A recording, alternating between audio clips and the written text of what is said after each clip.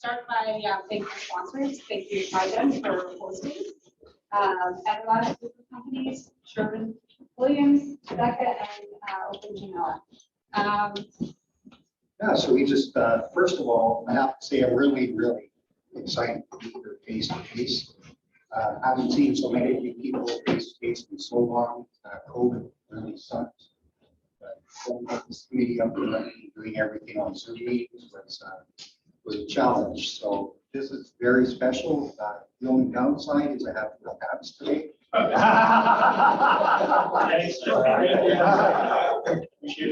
So, you know, the whole idea of getting a Prairies chapter together is to kind of focus a little bit more on issues that are more important to us as a region. So we really encourage anybody to come up. If you see something that's happening in your industry, something that you feel needs to be addressed, or just topics for conversation, you're always welcome. Get in touch with the committee. You're always welcome to meet every 2 weeks virtually. Well, that's where we start to discuss what our content is going to be. And saying that too, I'd like to thank some of the committee members, some of them aren't here, but really helpful. And Joe, Dave Goldsmith, of course, Nicole, and Terry. Hang on, don't let that one go. And you know, the other part of it is, you know, it's really great that we have Terry available who really understands our region a little bit more. So personally, I had an example just a few days ago where an issue got brought up where I was quoting a window and I quoted, it was over a bathtub, and I quoted it with tempered glass. And I got a phone call back from the client saying, why did you quote tempered glass? The other two didn't quote tempered glass. So I did a whole bunch of research and managed to get in touch with Terry, and you know, he was able to give me some advice. By the way, it really isn't covered off very well in the Alberta building codes or the national building codes. The best thing we had was an interpretation from the BC building codes. So there again is just another example of how we can use the resources available to help us through, you know, our day-to-day stuff. And when we use Fenestration Canada, it really is a credible source. So, Nicole, why don't you take us through some of the stuff we did? Well, during regional week, we hosted some panel discussions. We've had some speakers, and yeah, definitely we need more feedback on really what you guys want the discussions to be about. We've had, I think there's.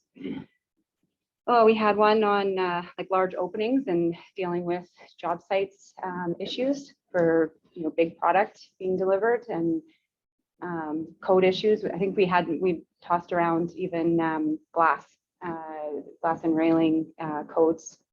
So anything that you guys have ideas on, we're definitely open.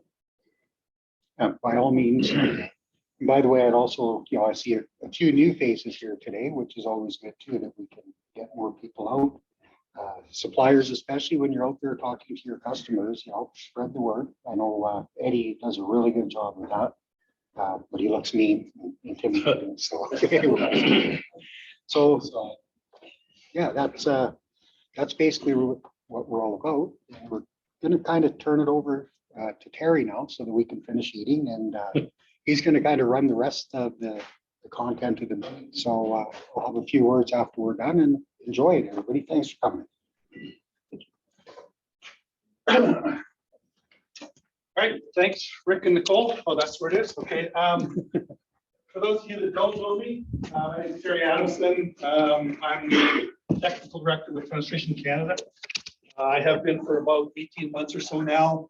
I've got about 38 years in the industry.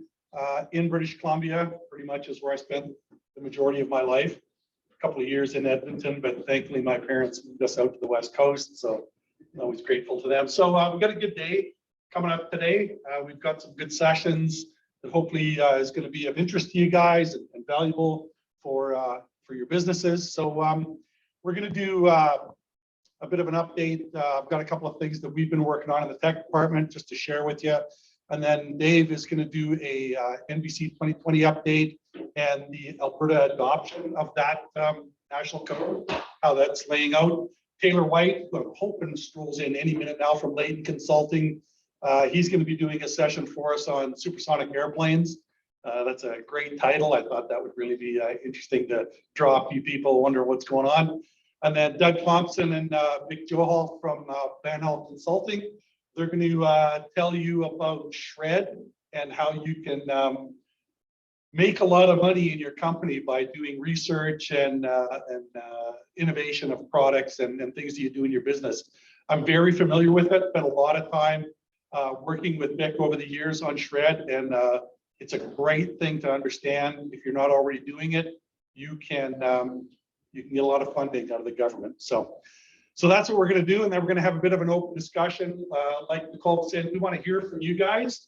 You pay your dues, which pays me. So I'm your employee, which is the reality of it.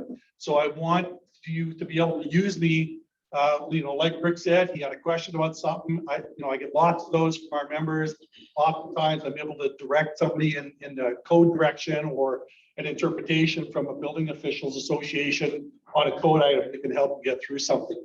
So that's what we're going to do. And then at the end of the day, we're going to head over to Everlast and check out their Calgary facility. Okay, now I'm not, how come I'm not working?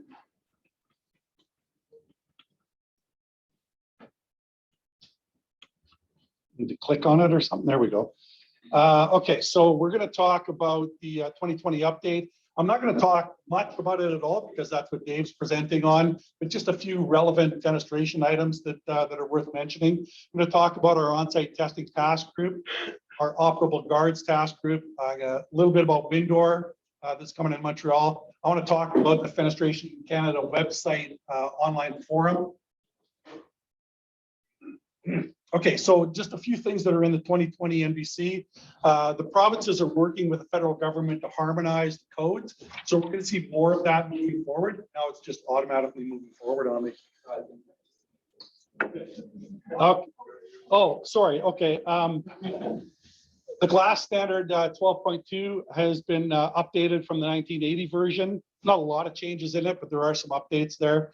12.9 spandrel glass has been brought back into the code, but it has not been updated from the 91 version. 12.1 wired glass is still resides in the code as safety glass. There is a code change request that is being worked on for the next version of the code to get wired glass removed as a safety glass. There's a small change to safety glass in showers and tub surrounds that changes the test standard, if you like. There's two standards when you're testing safety glass on the drop heights. One, I believe, is about 17 inches. The other is 48 inches. The shower and tub surrounds now is Class A testing, which is the 48-inch drop height. So something to be just aware of, that whoever you get your safety glass from, you want to make sure that they're testing to that standard. Fall prevention changes.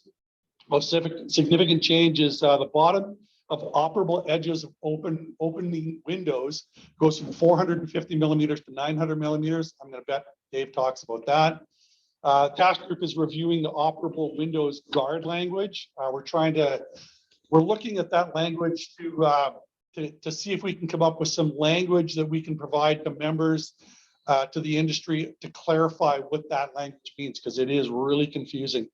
Energy performance, new tiered energy codes are coming, of course.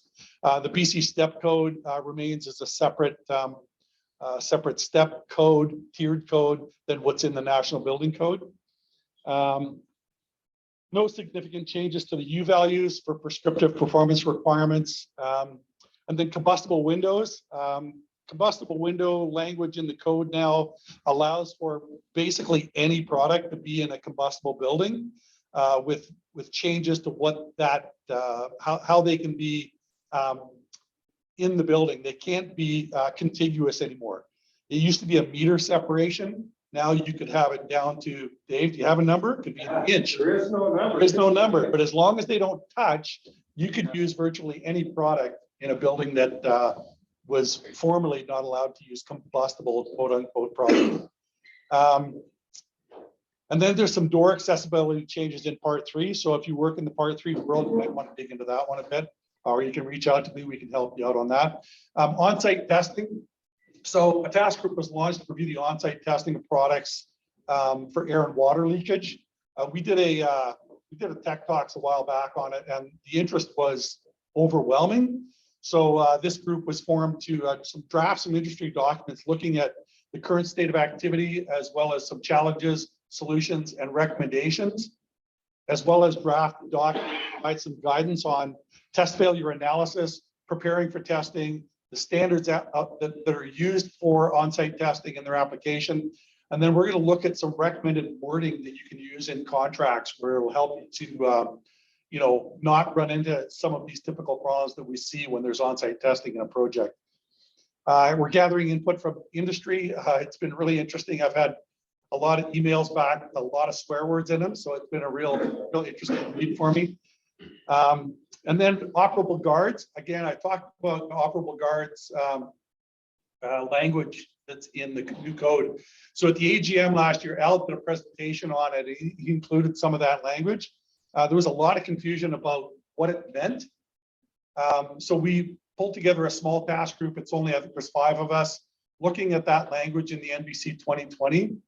The language refers to the ASTM F2090 window opening control devices. And if you read that, it looks like they're compliant, but the further we dig into it, it looks like they're not compliant. So we're going to come up with some a document for industry to better understand what that language means.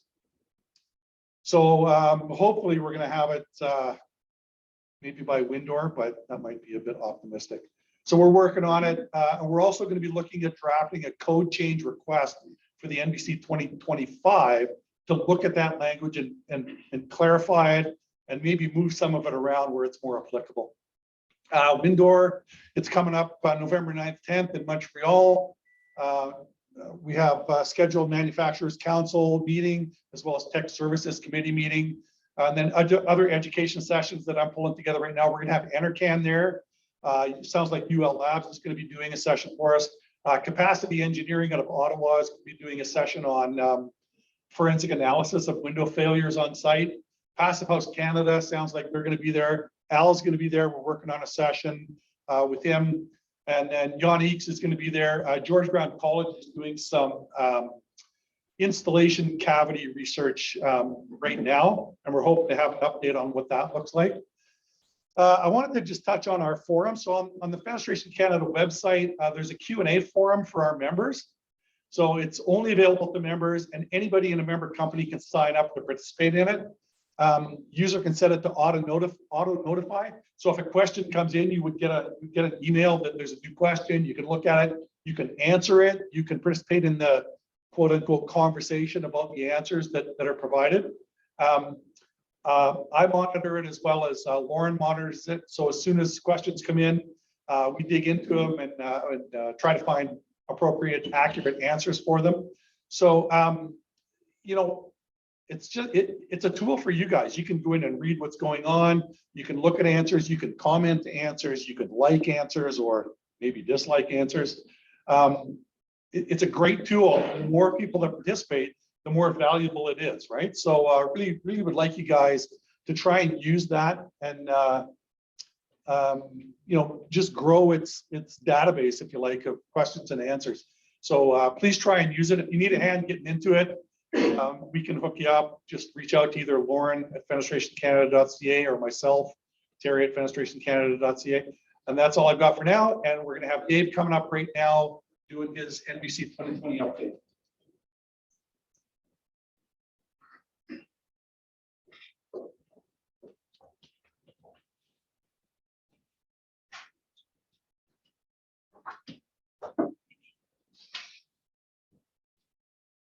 Do I get a clicker?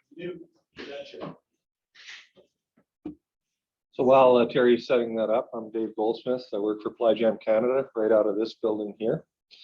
And I also volunteer at Fenestration Canada, where I co-chair together with Haya Sagradi, our technical services committee. And I volunteer at another couple of industry associations as well. So the topic of our presentation here today is changes in the 2020 national model codes.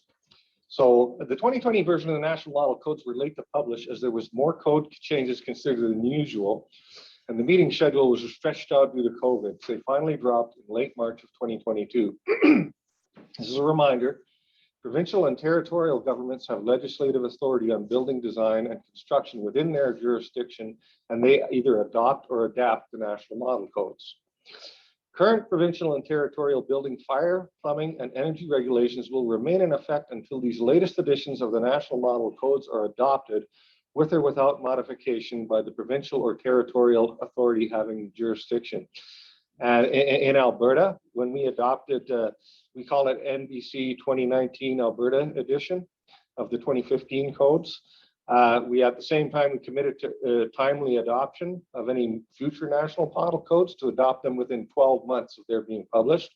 So we can expect NBC 2020 to come into effect in Alberta in March of 2023, as early as March of 2023, if they're true to their word. The 2020 national model codes are available for free in electronic format through the NBC's publication archive. So you can either write that down or you can just Google the 2020 codes and it'll take you right there. And that's a great improvement from back when you had to buy them for $1,000 or whatever. And you're arguing with people who don't even have a copy of the codes because they can't afford it. And some of them are safety codes officers or little municipality can't afford a copy of the codes. So those days are gone now, and hopefully they will, you can point them to the online code and say, here's the language. What do you think of that? So the topics today are code harmonization across Canada, combustible windows, frames, and sashes in non-combustible construction, safety glazing changes, child fall prevention changes, fenestration energy performance. That's a huge topic, and one day I think we could have a whole session on that, and we probably will in a future Fenestration Canada event, but I'm just going to go through it as quickly as I can. And then there's encapsulated mass timber construction and accessibility changes. So, code harmonization across Canada. So there was construction codes reconciliation agreement. The government of Canada and the provinces and territories signed on to an agreement to harmonize federal, provincial, and territorial construction codes as much as possible in order to address barriers to trade and investment within Canada. So the parties committed to reduce or eliminate differences and variations in the technical provisions of the construction codes, timely adoption of the new construction codes within 24 months of a publication of a new NBC, a transformed national code development system to meet the needs of the parties, and making codes freely available in electronic format Canada-wide. After January 1st, 2025, a province or territory will not adopt a new variation or exception unless the purpose is to achieve a legitimate objective, it is necessary to achieve that objective, is not implied in a manner that would constitute a means of arbitrary or unjustifiable discrimination between provinces or territories where the same conditions prevail, and it is not applied in a manner that would constitute a disguised restriction on trade or investment. So what this basically means is that provinces like BC who like to go it on their own probably will continue to have code differences to the national codes because it'll meet all this criteria. And so they'll have their energy step codes that might be different from the national model codes. And so there's some provinces like Quebec, which are completely different.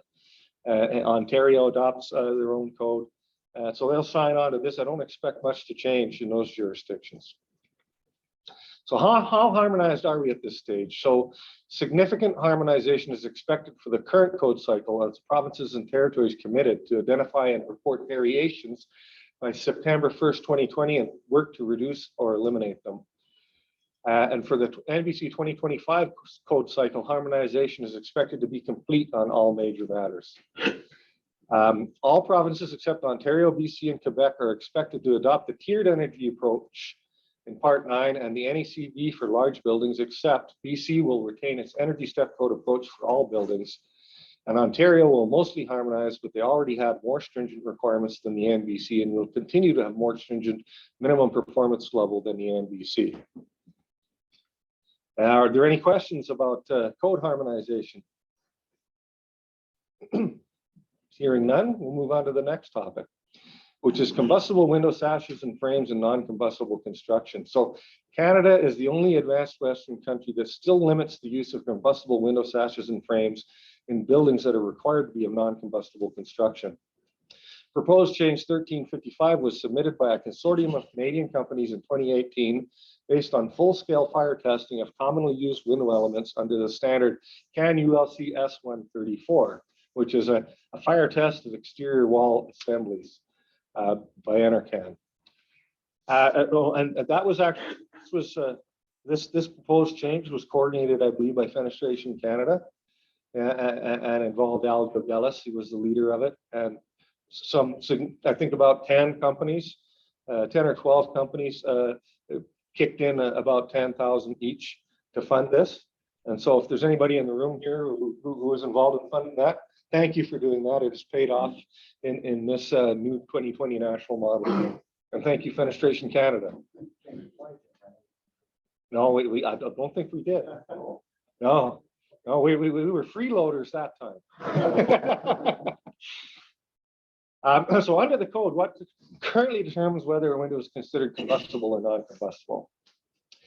Well, it defines non-combustible materials in the index, or say in the glossary of the code, and it means that a material meets the acceptance criteria of CAN ULC S114. Okay, and so CAN ULC S114 is an extremely conservative test. So you take a 51 millimeter by 38 millimeter piece of the material in question, you put it in a electrically heated tube furnace stabilized at 750 degrees Celsius, and it's only considered to be non-combustible if it doesn't cause temperature rise, and if there's no flaming of the specimens during the last 14 minutes, and the maximum weight loss of any specimens does not exceed 20%. So aluminum, for example, melts at 650 degrees Celsius, but it's considered non-combustible because it doesn't catch fire and it doesn't lose weight and it doesn't add to the temperature in the furnace. Any material with any significant carbon content, and basically any organic material, is going to be classified as combustible under this test. So it's not really a realistic test to determine how a window is going to perform in a wall, and that's why we needed to do full-scale fire testing to demonstrate that under a different standard. And so this is the current code language. It says combustible window sashes and frames are permitted in the building required to be of non-combustible construction provided, and there's A, B, and C conditions there. What I will do is the next slides will break that down. So A is each window in an exterior wall face is an individual unit separated by non-combustible wall construction from every other opening in the wall. B is the windows in exterior walls in contiguous stories are separated by not less than 1 meter of non-combustible construction. So from story to story, the top of one window to the sill of another window has to be at least not less than 1 meter in order to permit this. And then finally, there was a limitation regarding the aggregate area of openings in the exterior wall face of a fire compartment is not more than 40% of the area of the wall face. So by the way, this presentation we will make available online in a PDF format. It's also being recorded. So you'll be able to peruse this at your leisure. And probably Layton at Fenestration Canada would be the one to contact for that. Okay, so here is a window that will look, this is a building that will look familiar to a certain person in the room because this was a Max Green project. And so this is a building in Kennington. What was the name of that? Norfolk House. Yeah. And so Max Green started putting vinyl windows in to replace these old thermally broken aluminum windows in the first story. And a safety codes officer came out and said, wait a minute, are these vinyl windows non-combustible? And if you look at that tape measure very closely, you can see there's 0.8 meters from the head of the one window to the sill of the other window. That's not 1 meter. And so, sorry? That was just brick to brick. Window brick to brick. And so they don't care about, has to come out, go up, go in. They don't include that in that 1 meter. In fact, the windows on those balconies there would also have to be not a non-combustible construction, the windows and doors, because it's even though there's balcony slabs between them, they're going to say that's less than a meter. So this is how unreasonable the code has been up until this new model code. So here's the proposed change request was basically to strike out A, B, and C. However, that was not okay. And the justification, I don't think I'll go through all of this because we're pressed for time. But basically, you're going to require more energy efficient windows in the future to meet our energy our requirements for energy efficiency of buildings. And forcing the windows to be thermally broken aluminum is not very helpful for that. So that's probably the main driving force that resulted in this change being taken seriously, because the Standing Committee on Building and Fire Safety, very, very, very conservative. They needed a strong argument before they'd be willing to accept this change. And Fenestration Canada provided that strong argument. Okay, and so I'm not going to read through all of these. But that's basically some of it. So they wound up striking those three, but they kept the provision provided that they are vertically non-contiguous between stories. So what does that mean? It means the windows can't be touching. Can you have 1 millimeter? I don't know. 1 inch? I don't know. Yeah. So I think they were concerned that people were going to start making curtain wall out of entirely combustible materials, and that was not something that had been proven that was not a risk by this fire testing. So that's why they made it that way. So so that is the current language. That's the only provision, is that they are vertically non-continuous. Is there any questions on that topic? Dave, has anybody actually put a question out to people asking, is 1 inch okay? Is 1 inch okay? Yeah, and I don't think anybody has, and that would be a can of worms that you'd be opening there. But I think the intent was for it not to be combustible curtain wall, right? So as long as you're not curtain wall, as long as you're separately framed, and there's going to be you got your floor slab thickness, right? So there's always going to be at least the difference between the floor slab, But if you were to cover that slab with a window, then it should be not permitted to be combustible.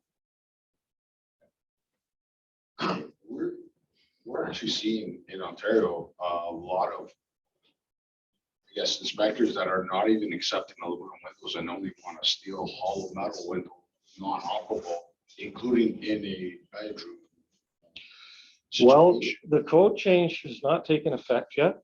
I think it's a powerful argument that it is in the 2020 National Model Codes, but safety codes officers, I was told flat out that we're not going to accept this until it's in the code, right? And you could apply for an alternate solution under the building code, but you would have to provide them with testing that demonstrates this. So if you're one of the sponsors of this document, it's copyrighted to the people who paid the money to sponsor this document. They can lay that document down and say, this is the testing that proves this. But if you're not a member of that team, it's copyrighted and it belongs to NRCan and it belongs to the people who donated to that. So there's copies out there. So, a question to FENCAM. So FENCAM led the charge on that. FENCAM outside. No. Al, the dealership is not with It was not with FENCAM at the time. Is there a way that FENCAM can somehow, or it's somehow, some way get that done? Or is it a project that now FENCAM needs to duplicate to give value to all? Well, so I have a copy of this because they're out there. No, it's not in my name. But you can't use it unless it's in. I can't use it, but it can't be reprinted. Somebody scanned it, and it's out there. Yeah. But it says right on there that it's not reproducible without the express written permission of the copyright holders, which are these companies. So perhaps you could find one of those companies who is willing to permit that, then you might be able to. I think it's good for our members to be able to have access to that. That's a value add portion. I think it would be different if we did it today. That would be a project that FENCAM would probably sponsor. Well, I just wonder if once it's in the building code, would they not be required to provide the report that allowed that code change to happen? Well, I have, we ran into this recently. So we have a window that we consider to be non-combustible, right? And they would not accept it based on the code change request or that the 2020 National Model Code said to change language. They wanted to see fire testing, okay? And I know, Mike, you've done fire testing on your product. So it is considered non-combustible. Without fire testing, our product was not considered non-combustible. So they're being obstinate about it. They're being very, very conservative because, let's say there was a building fire. Yeah, You It's permit just it. gonna take the first risk, right? Yeah, exactly. But I think to that point, that even though it's going to be in the code that money gets involved, whatever it does, I think you're still gonna have a challenge. Yeah, because it wasn't your window that got tested. Yeah, Right? so with that safety advisor still accept it because it's not your window, so I think it's something that we need to look into. I can tell you that one of our Fenestration Canada members did an informal fire test where they had a thermally broken aluminum window and a barrel full of wood burning underneath it, and their vinyl window barrel full of wood burning underneath it. And they videoed the whole thing, and the thermally broken aluminum window broke first and allowed the fire in first because the thermal conductivity of the aluminum heated the edges of the glass quicker than the middle, and the thermal stress broke the glass in the thermally broken aluminum window faster than the vinyl window. So you could do an informal test like this. I have a buddy at the Chestermere Fire Department. That's I can tell you that we're getting a lot of requests in Ontario for firelight glass. They're not even accepting just a frame. They actually. Yeah, that's ridiculous. That's ridiculous. We've seen it maybe to that point, Yeah. but we're seeing a lot of that request happening that they want firelight glass on it. Yeah, that's, what can you say, guys? Gotta do it. That's what the code is. But you gotta say, where's the code language that says this? And then as of the 2020 adoption, I don't think they'll have a leg to stand on. Moving on, safety glazing changes. So there are some known problems with wired glass. Wired glass helps to stop the threat of fire because it won't break and fall apart when exposed to intense heat. At one point, there was no other glass on the market suitable for this purpose. However, it is not suitable from a safety standpoint. It is about half as strong as the same glass without wire. And when broken, it shatters like regular glass, but the shards are held in place by the wires. So this can cause severe injuries and lawsuits. So here's a couple of not so happy customers. Between 2001 and 2015, the Ontario School Board's Insurance Exchange incurred a cost of more than $5.8 million for 114 claims arising from wired glass injuries. Not fun when another kid pushes your head through the wired glass on the door for a lark. So on November 17th of 2016, the CGSB withdrew the 1990 standard for wired safety glass, 1211 M90. Can CGSB 1211 M90 tempered or laminated safety glass has been replaced with a new standard at 12.1 2017 safety glazing. Wired glass cannot pass this standard. The Canadian Glass Association issued an advisory in November of 2015 with an update of July 2017. From that summary, it says, do not install wired glass in human impact locations. Ensure all replacement glazing is factory labeled for impact safety.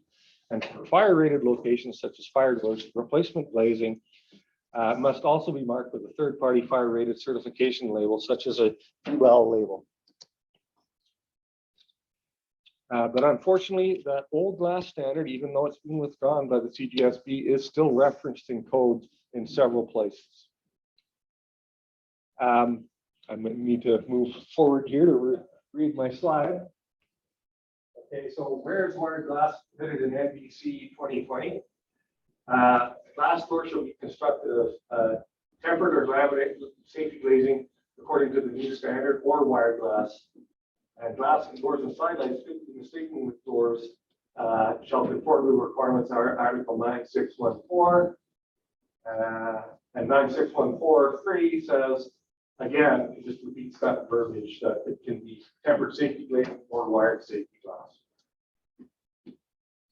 And glass and doors and sidelights that could be mistaken for doors within or at the entrances to the dwelling units shall conform to the requirements plan 6.4.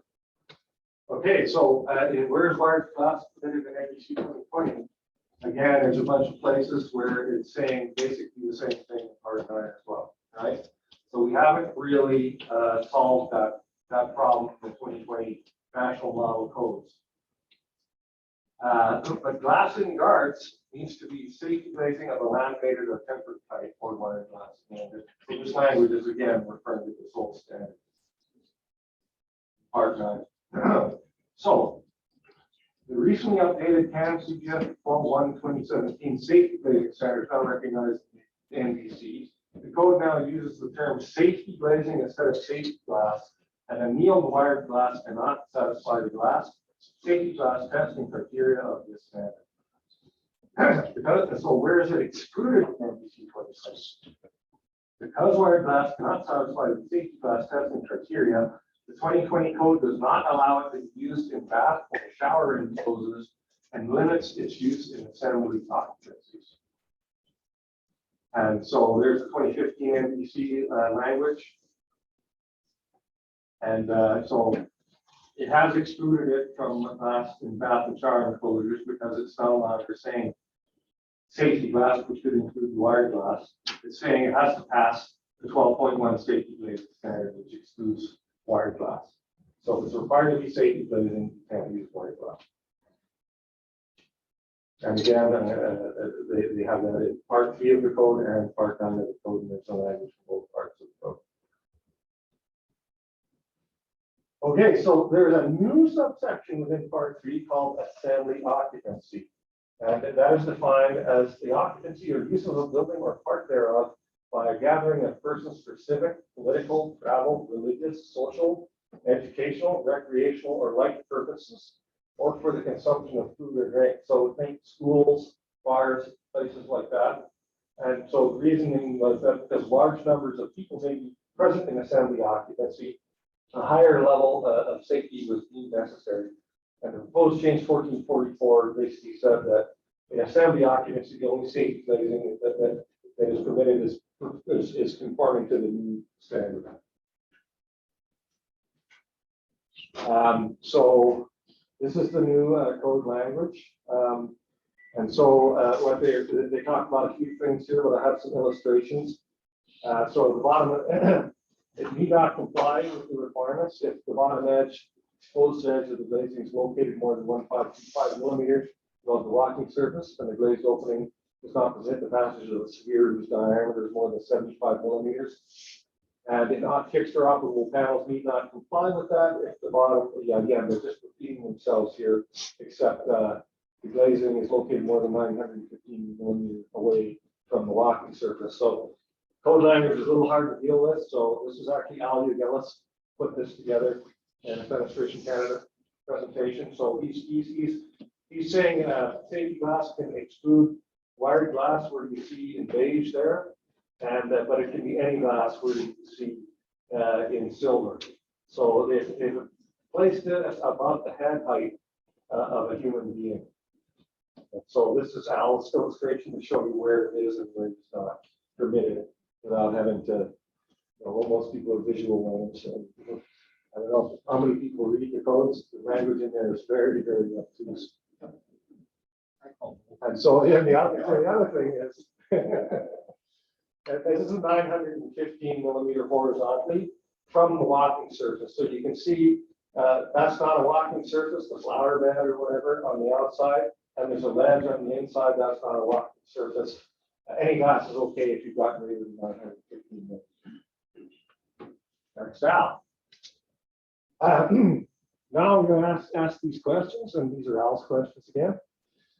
So wired glass can be used in darks and doors and door side lights. Wired glass cannot be used in tubs and showers or below 1525 in part the assembly occupancies. Does this make sense? I'm going to leave that in the room here. Would you put wired glass in a non-assembly occupancy in a human impact location, knowing what you know now? No, a wise person would not do that. So should industry participants consider submitting a proposed change for the next edition of the NDC to remove wired glass from all areas of the code except where it is specifically required for fire safety? I'm going to put it out to the room because the people who are going to submit this would likely be Fenestration Canada, right? So do you guys support that? I think it's a no-brainer, isn't it? I think it's a no-brainer, but I don't think we can wait. Like, do we have to wait until the new code is written, or can we? Well- handle some of the changes? Well, there's that 2017 advisory, right? And so you'd be a fool as of that point in time to still, no matter what the code says, right? The code's not going to protect you from lawsuits, right? You know, the code made me do it. It's not a very good excuse for when a kid has a scarred face for the rest of their life and is looking to sue somebody. Okay, so any questions on this topic? Just a question of clarity, when they call safety glass, like in a non-combustible situation, is that like the Pyran type glass or fire-lit glass? Or No, so to get a fire rated assembly, you need to have either the wired glass or the ceramic pyrolytic glass, and it needs to be in a non-thermally broken gold steel frame. So it's absolutely horrible from a thermal perspective. So we run into this when there's a suited basement and there's a window, let's say in the kitchen above the kitchen sink, but the entrance to the basement is right below. And then the building inspector says you need a fire rated window, or you need one of these automatic closures. And or you need to build protection over the path of egress from that basement suite. So this can happen quite frequently. And what we normally recommend is there's these roll shutters that if they're exposed to fire, they roll down and they cover the window and protect the window, because otherwise you're into a rolled steel. And imagine your kitchen sink right there, right? That's going to be frosted right to the center in the wintertime, right? So yeah, we do run into that, but it's not related to safety glazing. Fire rated glass is a different beast altogether. Yeah, it's not tempered. It's ceramic or it's wired safety glass. Now you could use wired safety glass if you had a film on it that prevented anything from going through it, right? So that might be a thing. Like if you had an existing situation like a school, you don't want any more kids getting hurt, you know, get one of these 3M window films and film it both sides, right? I think you'd be good to go now. We'll create a task force and they'll get to it in about 18 months. Yeah. Okay, so I'll move along here. Sorry, just clarification again. When they say glassing guards, we used to hear like load and guard. Is that kind of the same? Well, so here's the thing that's confusing about when glass needs to meet guard loads. The only way to demonstrate it is by a physical test or by calculating using a finite element analysis software. And what we find is that, so there's nothing in the code. We keep getting challenged. Why are you tempering the glass in this window that needs to meet guard loads, right? Because the code says it needs to meet the guard load requirements of part 4. Here's the amount of force that it needs to resist. And an engineer using a finite element analysis software will say it needs to be 4 mil tempered in to resist the infill load for balcony guards, which is if you've got a horizontal mullion that is the main guard, it only needs to, the infill load is 0.5 kPa. You need 4 mil tempered to resist that. To resist the full 1 kPa, you need 5 mil tempered. And we recently had a situation where safety codes officers in Alberta were challenging our glass in stairwells and landings, saying it needs to be 5 mil tempered. And why? Because somebody in the guardrail industry told them glass in a guardrail needs to be 5 mil tempered in order to meet guard loads, not an IG unit. And they ran with that.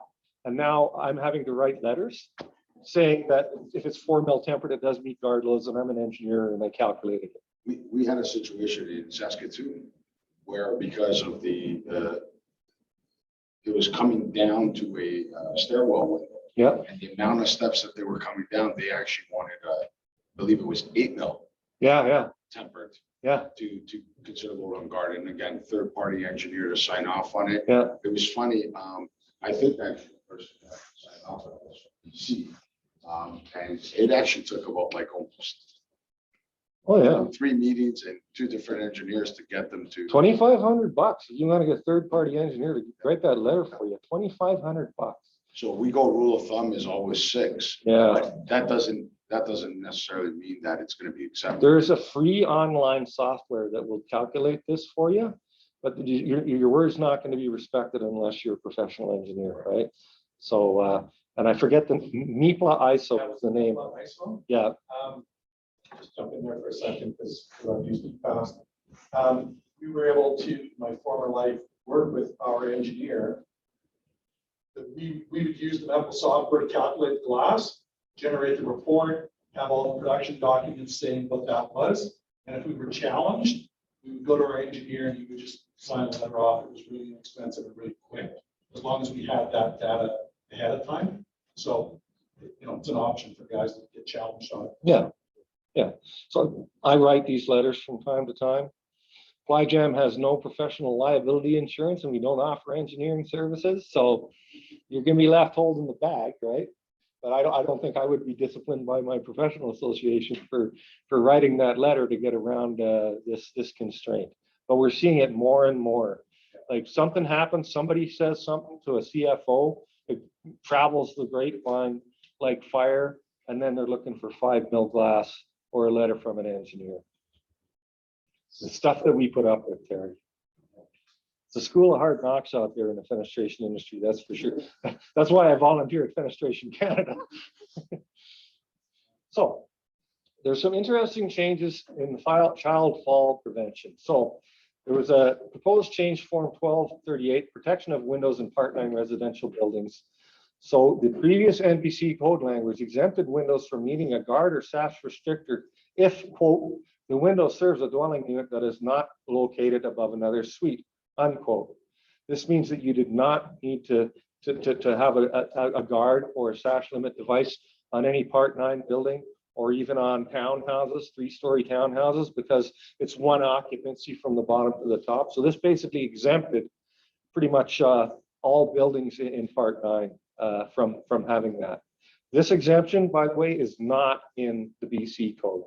So in BC, they require it's 450 millimeters, but without this exemption, it would be 450 millimeters in the Prairie and other provinces, but this exemption exempts all windows.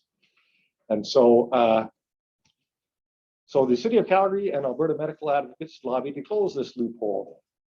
And so here was a news story that came out at the time showing a child looking out a window. That child is undoubtedly standing on a piece of furniture or a crib, looking out the window ready to fall through it if the window was open and push through the screen. And then they included this picture here as an example of the type of situation that occurs where a child fell out a window. So this is the actual code language here. And in BC, A and B are struck out. So that's the exception. The window serves a dwelling unit that's not located above another suite, and the window serves a house with a secondary suite. You got the exemption. BC, there's no exemption, and it is 450 millimeters. And also the last exemption, if the finished floor is less than 1,800 millimeters above the floor or ground on the other side of the window, you don't need to protect the window. So this doesn't really apply to first-story windows. You're talking second-story windows. So this was the proposed code change that was reviewed by the Standing Committee on Housing and Small Buildings. And so they added some language in green and struck out the language in red. And so this is what the language actually looks like now when you get rid of all of that modification tracking. So they now have added the language that it needs to be protected by a guard or a mechanism that can only be modified with the use of tools or special knowledge. And they need not be protected when the bottom edge of the operable portion of the window is located more than 900 millimeters above the finished floor. So BC went from 450 to 900. Everywhere else went from nothing to 900. And so this was interesting language here because this could conflict with other parts of the code.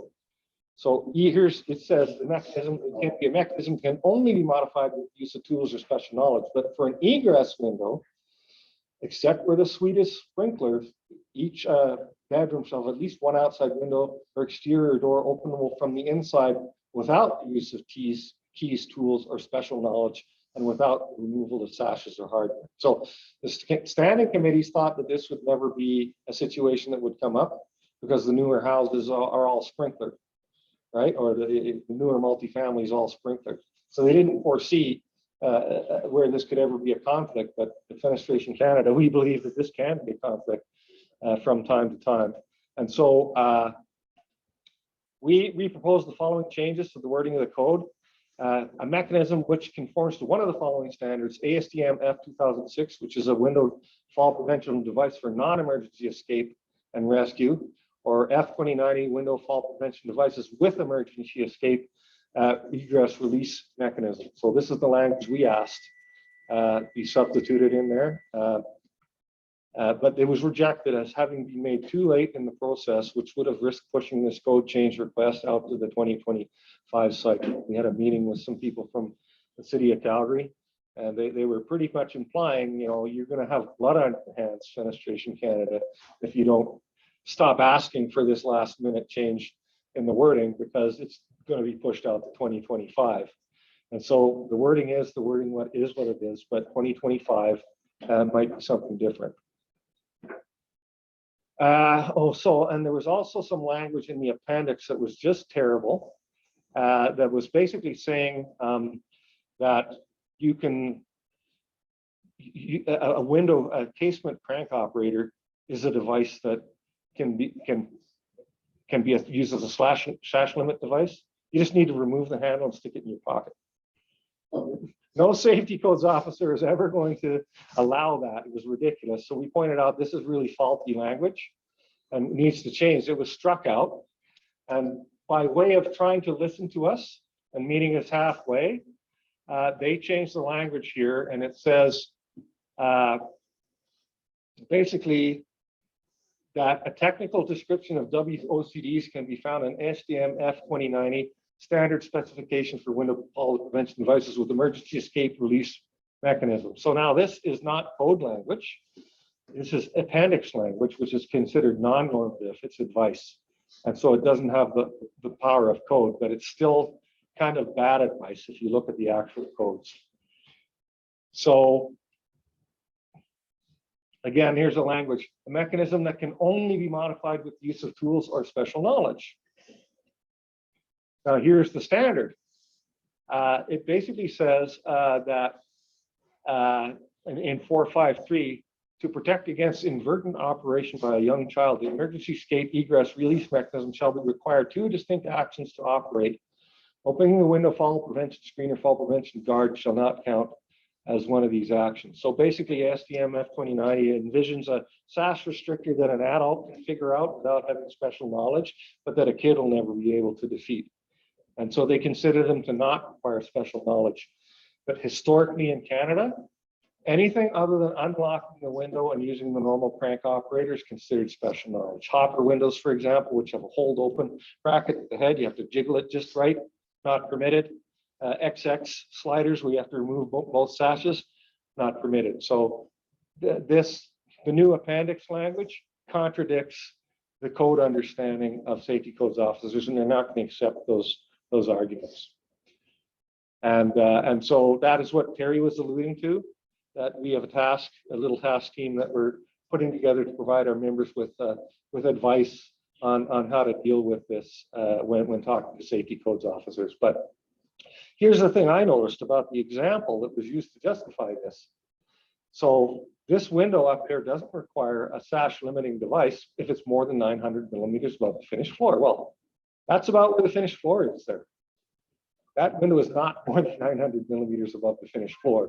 So the actual example they used to justify this from the real world wouldn't have been affected by this new code language, and that window would still be allowed to be unprotected. So that was Fenestration Canada's other objection to this, where we need, because the way it is out there, I don't know if you guys have ever been to aged projects that have sash restrictors and there's adults living in the projects, they're always removed.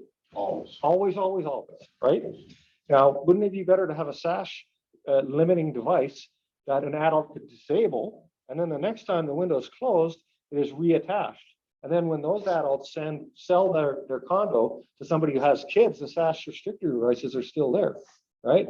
That's what we want. That's what we think will lead to better safety at Fenestration Canada.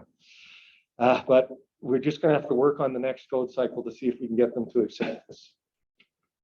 So where does this leave us? Parents with small children are not going to be allowed to protect their second-story bedroom windows with sash restrictors, as they are required to meet egress requirements unless the building is sprinklered. In BC, the window opening heights will increase from 450 to 900 millimeters. And in other provinces, openings will now need to be protected at 900 millimeters and below. When this hits, I expect a bunch of people to get whacked with this, right? Because what people are doing, like, because you want as much glass area as you can have in that bedroom. And the only way to achieve this is to have the operator above the fixed, right? So there's going to be the first projects that hit, they'll have fixed above the operator. The building will be full of these windows, and the safety codes officer is going to say, nah. Reverse it. Yeah, turn them upside down. Yeah, and Well, build a we do week. that all the time. Yeah. Come up with a list. Yeah. So for our members, it's extremely important that the word comes out. As of the implementation of the new code, you're going to have to change some of your designs. Well, we've seen windows upside down with the water hose on top, so we just work. Yeah. So here's my central point. We're going to keep seeing deactivated or removed sash restrictors after final inspection on projects with the homeowners don't have small children and want to open the windows fully for ventilation. And these homes will often be sold on to homeowners who do have children. This is I helped my mother's mother, my grandmother-in-law move out of her apartment. And this little 86-year-old lady, there was a sofa sitting in front of this window. She drilled out a rivet on the sash restrictor device and said the window wouldn't open fully, so I fixed it. Okay, it's got a warning label. Yeah, it's got a warning label. You know, I'm not 80 years old and I can't read that flipping thing, right? But yeah, so see it time and time again, and it's not satisfactory. It's not achieving the results that we as an industry want for child fall safety prevention. So any questions on that one? Will it apply to renovations as well?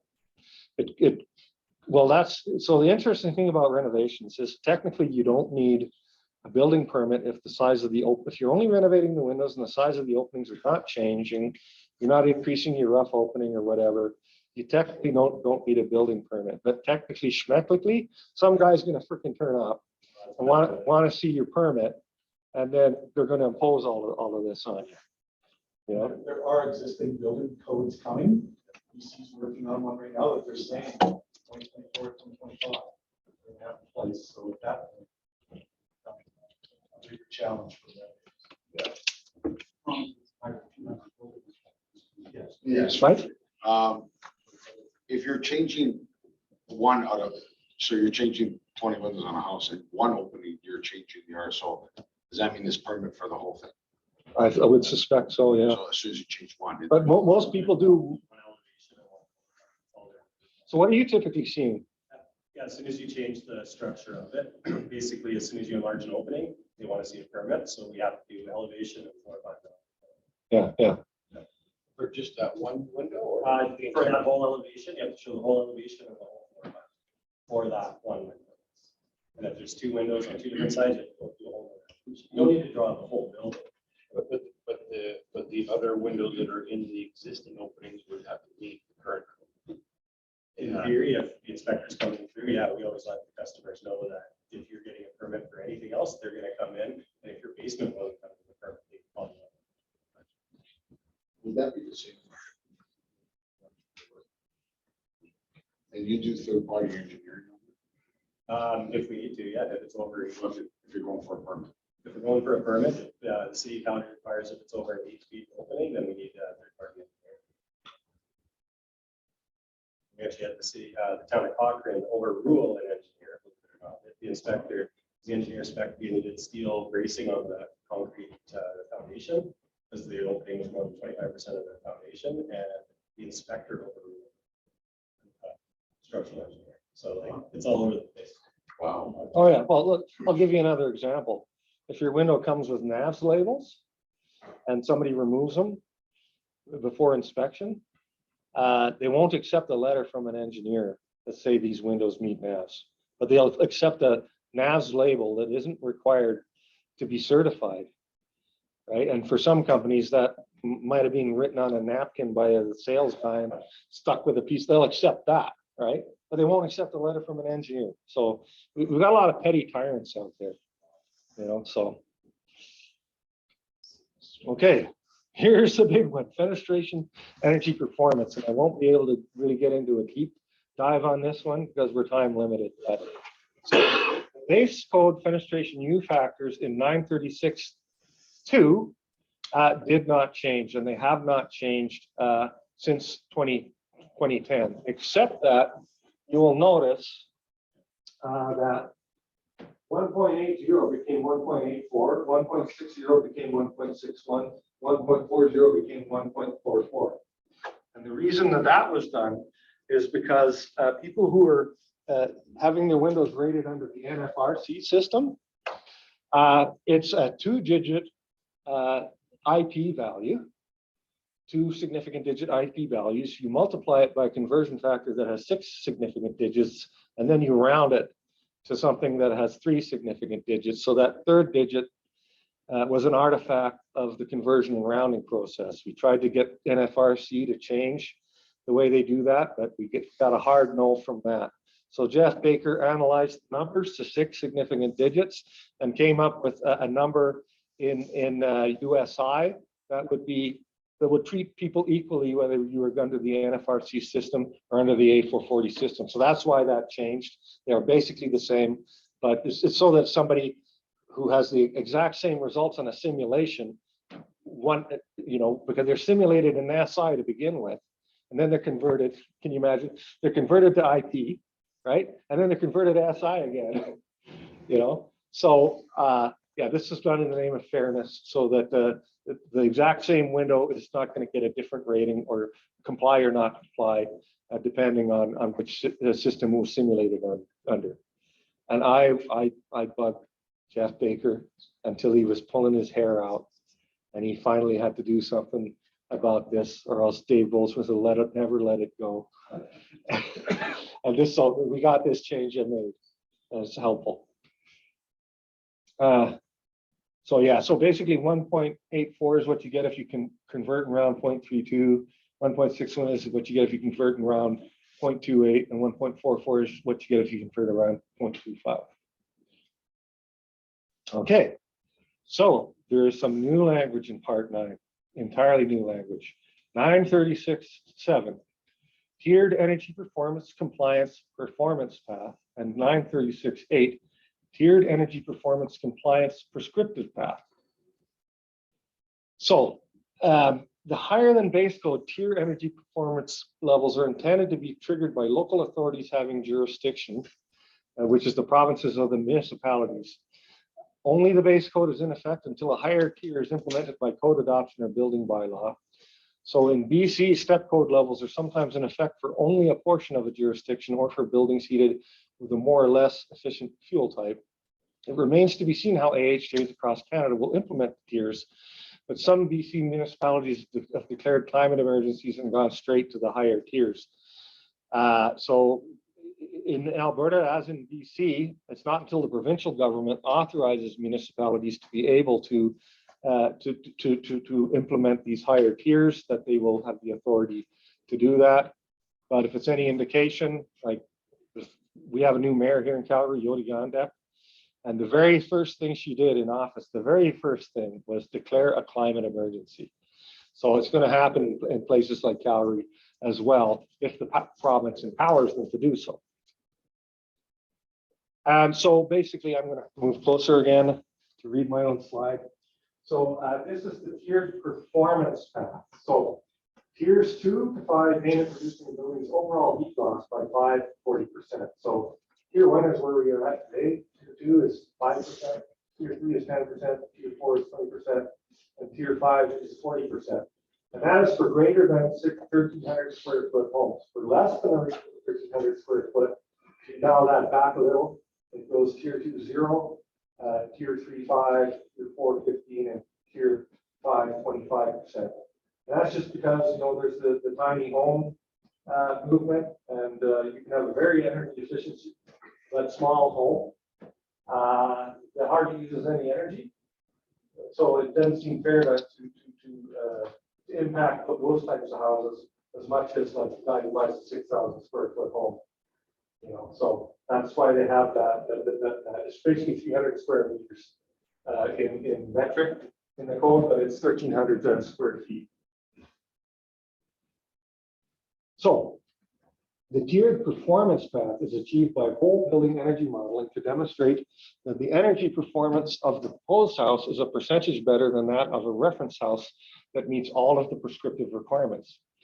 There were concerns expressed by the industry that building energy modeling that credits passive solar heat gain during the heating season, which is the ER path, can result in summertime overheating problems, as has been reported in buildings designed to energy step codes in BC. And we all know about this coming out of BC, you know, when your solar gain windows and the Okanagan on the house looking over the lake, and, you know, you've created a free oven, you know, in the bedrooms on the top floor. Not very good. So the standing committee appears to have taken this into account in the national codes by requiring that peak cooling loads be taken into account, even when the proposed house does not have a cooling system. So basically it's saying, oh, sorry, excuse me. The peak cooling load for the proposed house shall not be greater than the peak cooling load for the reference house.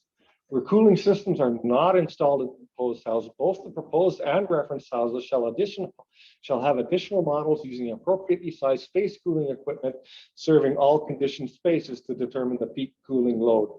So obviously, if the peak cooling load is too high in a house that doesn't have a cooling system, that's indicating an overheating problem. And so this is their way of trying to deal with that in the code language. However, the reference house can be one designed under the ER path. So that kind of negates this, or is a workaround that could still result in overheating problems in houses that are using gain low in inappropriate locations. And so the tiered prescriptive path, 936.8, which is except BC and Ontario. And currently only one tier is defined, tier 2, which is 5% heat loss reduction, which requires 10 points. So the prescriptive tiers are defined with points, and builders can choose from a variety of energy conservation measures as long as they add up the required number of points, which is 10. So you see where it says 3, 4, and 5 are reserved. That means one of two things. Either they haven't set those levels yet, and they're going to be set in a future version of the code, or what reserved usually means when you see it in the code is it's never going to happen. So I believe that's what's going to happen is once they move above tier 2, you won't be able to use the prescriptive path. You'll be driven onto the performance path. That's what I think this code language implies. And that's certainly what Build Alberta thinks is the case as well in some documents that Terry forwarded to me. And so here's an example for Energy Star rated windows and doors, depending on the zone that you're in. And we are in zone 7A here in Calgary. An Energy Star rated windows gets you 5.5 points. If you're in zone 7B or 8, and 8 would be like Lake Louise or Northern Alberta, it gets you 3.4 points. And so Al Yogelis did a little analysis here that I'm going to borrow from. And so he's basically saying, so what if we don't get Energy Star windows? How does this work? What wall view value do you have to get your 10 points? Well, you need to have a wall view value in zone 7, which we are in, of 4.4. Or you have a window with Energy Star rating gets you 5.5, and a wall view value of 3.69 gets you the 10 points. So this may change the value proposition for windows out there once the bean counters start to do their analysis on how to get to the tier levels. And so it might be something that we could market. But there's other ways of getting there as well. And so there's air tightness points. And so by achieving a level of, in 7A, by achieving a level of AL4A, you can get all the way there based on just having air tightness in the building. So you might be, that might drive up more air testing and more airtight buildings. So this is the recipe that you have to follow. It'll be up to you how much sugar you put in, how much flour, all of that type of stuff, and you'll have to put your thinking caps on. Okay, so Build Alberta, which used to be CHDA Alberta, they looked into this and they came up with some documents that are available online. If you just go to Build Alberta website, that's BILD, where they had some concerns. And so what they're saying, and I don't understand why they're saying this, at Tier 4, electrified home heating will be a requirement for homes. It is unclear if Alberta's electricity infrastructure can support a broad shift to electrified home heating at this time. It talks about air source heat pumps, but they do not reliably in temperatures of -25 and below, which results in a requirement for a secondary heat source. Yeah, so they have these criticisms and they came up with, hold on, where is it? So they came up with this chart here of what they think the impact's going to be and what their recommendations are. So they're saying Tier 1, which is not doing anything, basically, except possibly some air tightness testing. Mid-2023, they're recommended. Tier 2, they think it'll increase construction costs 0.35% to 1.05%, and it's doable by mid-2025. Tiers 3 and up, they are saying that they're not presently doable in Alberta, and we need to figure out how we're going to do that, because Tier 4 is going to require air source heat pump technology and electrical heating. Again, I just looked at this yesterday. I talked to Terry and I said, why do they think that is the case? I'm not sure. But if you look at the new code language, it says, except for energy performance Tier 1, where space heating is provided by a heat pump in the proposed house. So where space heating is provided by a heat pump in the proposed house, the reference house should be modeled using equipment of the same type as secondary backup system in the proposed house, but made to comply with energy efficiency requirements of 9.3/36.310 or electrical resistance heaters where no backup is provided in the proposed house. But language is where space heating is provided by a heat pump. I don't see where that's saying that moving forward you have to provide space heating by a heat pump. So I don't understand why Build Alberta is saying that. And if you go to the reference article 9.36.310, they're still talking about gas-fired duct furnaces and gas-fired warm air furnaces. So I don't understand their logic there. And we're going to have to maybe talk to them, Gary, and see if they could, lead us from dot to dot on what their logic was there. Either we're misunderstanding something or they're misunderstanding something. So any questions on the energy efficiency requirements in the new code? Good. That's what I normally get to, by the way, especially if it's online. People seem to be very shy. And unfortunately, it's a pretty action-packed presentation. You give this to architects and you can hear them nodding off on the Zoom call, right? Okay, so getting close to the finish line here, folks. Encapsulated mass timber construction. So this is a new construction type, part 316 of the code.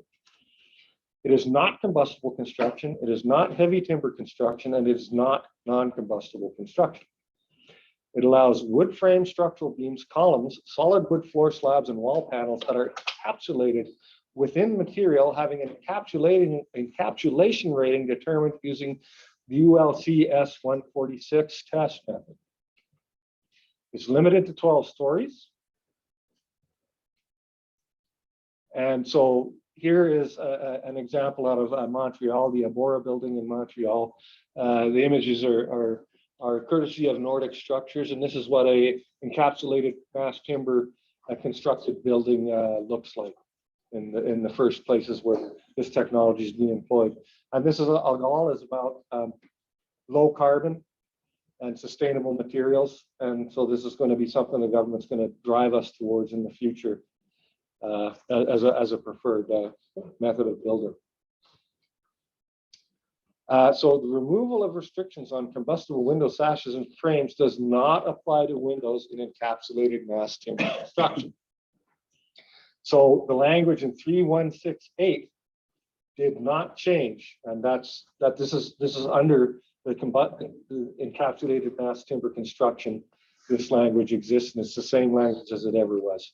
So why did they not change this language? So either PCF 1355 had not yet been approved while PCF 1024 was still being reviewed, or PCF 1024, which is a large and complex change adding a new subsection to the code, was being discussed concurrently with PCF 1355, and they just decided to be conservative. We've got this new type of construction, and we're not going to take the risk of allowing combustible windows and sashes and frames until we have some basis on which to trust that in encapsulated mass timber.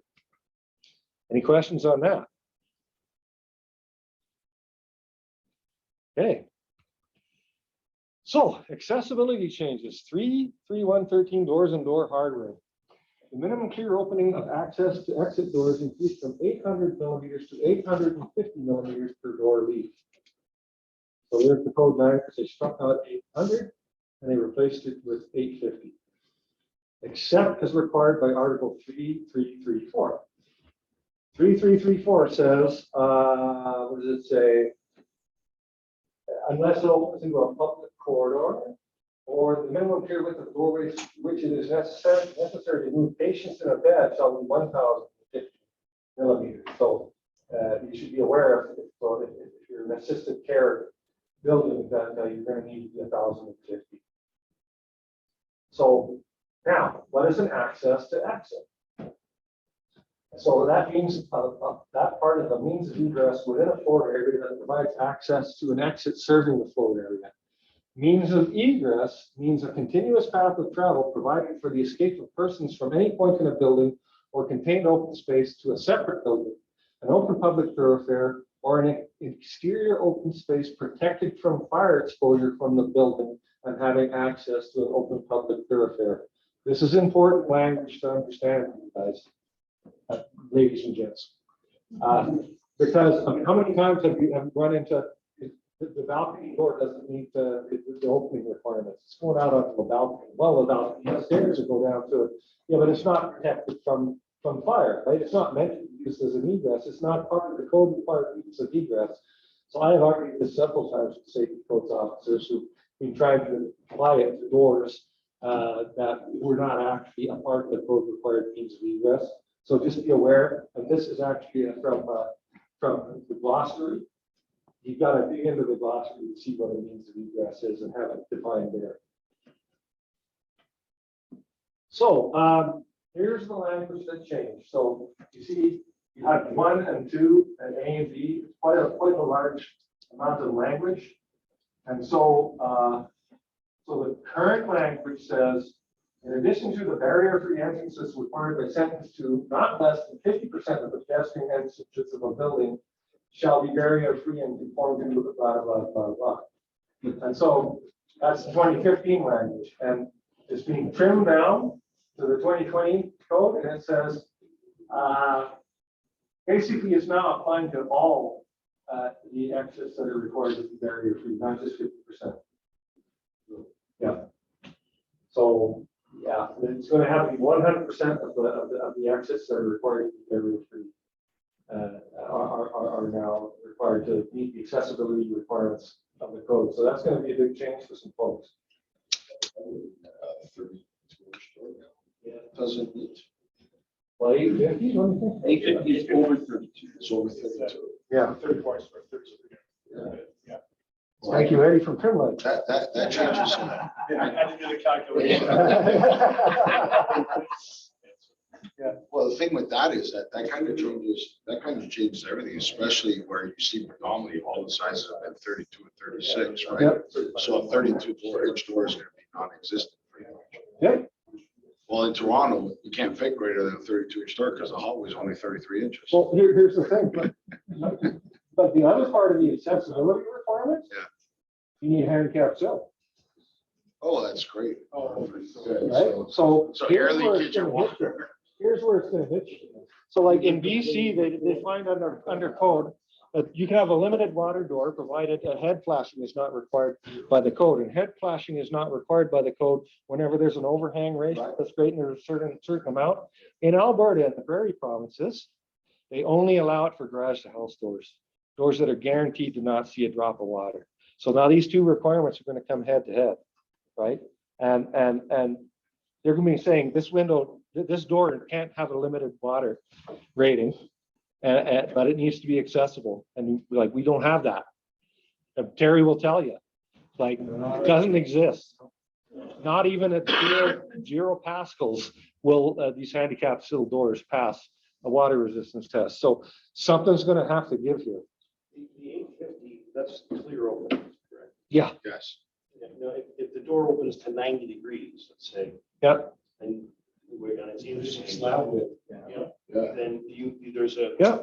Oh, yeah. Yeah, Even if the door swung all the way open, it's still greater than 30. So Slab would have to be 34 and a quarter. knowing safety codes officers, they're going to say it has to be the door open 90 degrees. It can't be one that's swung out against the wall. For instance, a casement window can meet egress if you don't open it fully to 90 degrees. At a certain point in its travel, the sideways travel out is going to meet egress, but if you open it to 90 degrees, it's not going to meet egress. So they don't abide by that trick, right? So they are not going to abide by that trick for doors either. So how? I actually, I was getting some medical tests on somebody not so long ago. And I'm sitting there and I'm staring at the door. This doors are really, really strange to hinge on. I couldn't figure out why that came. So I realized what it was. Because when that door opened up, it actually swung past the clear opening. So Right. It's a zero swing hinge, if I'm not mistaken. 0 swing hinge. If I'm not mistaken. It's Okay, called well, that's good. zero That's or good to know. something- Try to remember that.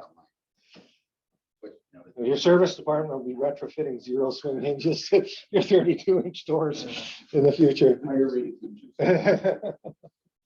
And that actually brings me to the close of the presentation. I know it's a pretty big meal to eat in one sitting, but in order to cover everything, that's the presentation. So thank you guys for your attention. Is there any more questions or comments? And to remember, Fenestration Canada stands at the ready, to help with all of these issues on a case-by-case basis and to advocate for our members with safety codes officers and other authorities out there. Thanks, Dave. Appreciate it. Good job.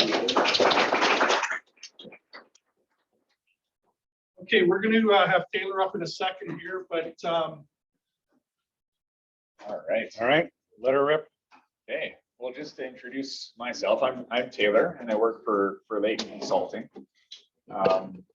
Layton has been around for 28 years, which is slightly longer than I've been, or slightly less long. I don't know if this is working. Let's see if it's Not going? it up. Hang on. It was working a Hang on, second hang ago. on. Try again. Whoops. So on it. Okay, try again. There you go. Okay. Oh, excellent.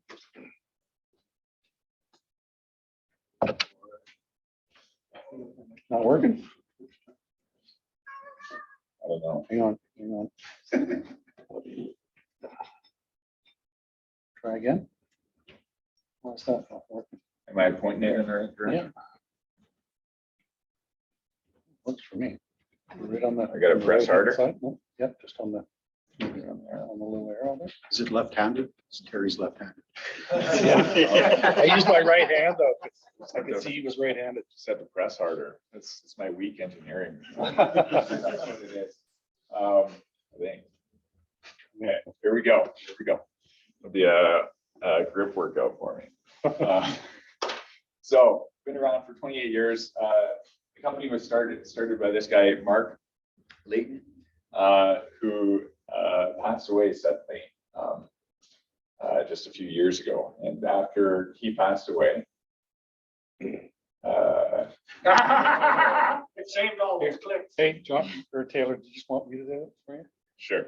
Save you having to, save you having to I'll give you think the- about it. Okay, there we go. Excellent. Now it's doing it to me. So, yeah, next slide. So we've been around, mostly what we focus on is structural engineering. That's kind of our bread and butter. You know, all the guard load stuff, fastening, glass thicknesses, all the stuff that you call up an engineer for. Recently, if you go to the next slide, I guess it's been over 10 years that we've been getting more into thermal modeling. So NFRC thermal modeling. And just last year, we became a certified sim lab for NFRC. So we can do the simulations for window frames that is part of getting you towards getting those coveted stickers on your windows, which I assume most of you have and have gone through that process. So and that's kind of the area of my specialty. And so naturally, I'm here to talk about, if you go to the next slide, talk about world nuclear threat. So it's in seriousness though. So this was kind of the world threat that was what? Well, it is. It's back. Hopefully it was. Yeah, this was kind of the major threat on most global leaders' minds for many years. After the Second World War, you know, suddenly the atomic bomb was a reality, and so they started thinking, okay, the war landscape has totally changed, and what do we need to do to meet this current threat? And so, one thing, if you go to the next slide, that they really focused on was the aerospace industry, because that's how you attack and defend and monitor that threat before it really gets serious. And speed is really a focus, because, you know, a matter of minutes or hours can really make a difference if you were in nuclear war. So over many years, the aerospace industry got a lot of influx of cash from governments, a lot of investment, and man, they did amazing stuff with airplanes. I'll get into some of that stuff, but I'm not really here to talk about supersonic aircraft. I mean, I sort of am, because I think it's pretty cool. But really, what I'm here to talk about is today's global threats. And if you go to the next slide, you know, the big focus in the world, one of the big focuses, maybe not the only threat, but this is kind of a reoccurring threat that keeps coming up, is climate change, right? And we could debate about whether this is the biggest threat in the world at the moment. But it seems like the global leaders are pushing, you know, or are of the mindset that this is the big threat. And so if that's the big threat on their minds, then that's where the funding is going to go, and that's where the codes are going to go. And so I think it's worthwhile to see this as a threat, at least so that we can start to visualize where things are going to be going in the future, where money is going to be spent and things are going to be focused on. So, and it's not like it is fresh on our minds. You know, we had the flooding here in Calgary just a few years ago. We had the fires up in Fort McMurray. We had the flooding out in BC. which was crazy. Like if you look at this picture, there's a highway that goes right in there. So that was completely flooded. If you give me next quick, and then just in the last few days, right, we had Hurricane Fiona, I believe, and the devastation out in the Maritimes it's just crazy. So yeah, it's a thing that we need to focus on fighting, right? And so in our industry, go to the next slide. What can we do to fight this global threat? Buildings in Canada, they say, operation costs for buildings are between 15 to 20% of global emissions, or greenhouse gas emissions, sorry. And a lot of that is due to, heat loss through the building envelope. And that's our bread and butter, right? So if you click, then if you look at a building, you can see from this heat map here, so it's a probably winter time or cold weather scenario at night. And a lot of the heat that's being lost is really through the frames. So in the window industry, we're kind of under the magnifying glass to figure out how we can stop losing heat from our window frames, right? So again, then our windows need to be, they keep getting more and more energy efficient, more and more complex, and we're doing more and more simulations to meet the demand, really, to come up with better, more efficient windows. So, next slide. So codes are going this way as well, and Dave touched on this also, and we'll get to that. I just wanted to point out in BC, BC's had this step code, which I think maybe NBC's built in a similar manner. That the NBC has the tiered code, but the step code, their end goal is to get to this net zero construction, where you're basically not losing any extra energy, right? Any energy that you're producing is staying within the house. So that's kind of what we have to look forward to. If you go to the next slide. This, Dave did a great job covering this. If you click again, I really like Dave's thought here about the reserved categories, that might mean that they're actually pushing us towards the performance path rather than the prescriptive path. And we'll get into that a little more. I just wanted to touch on this table of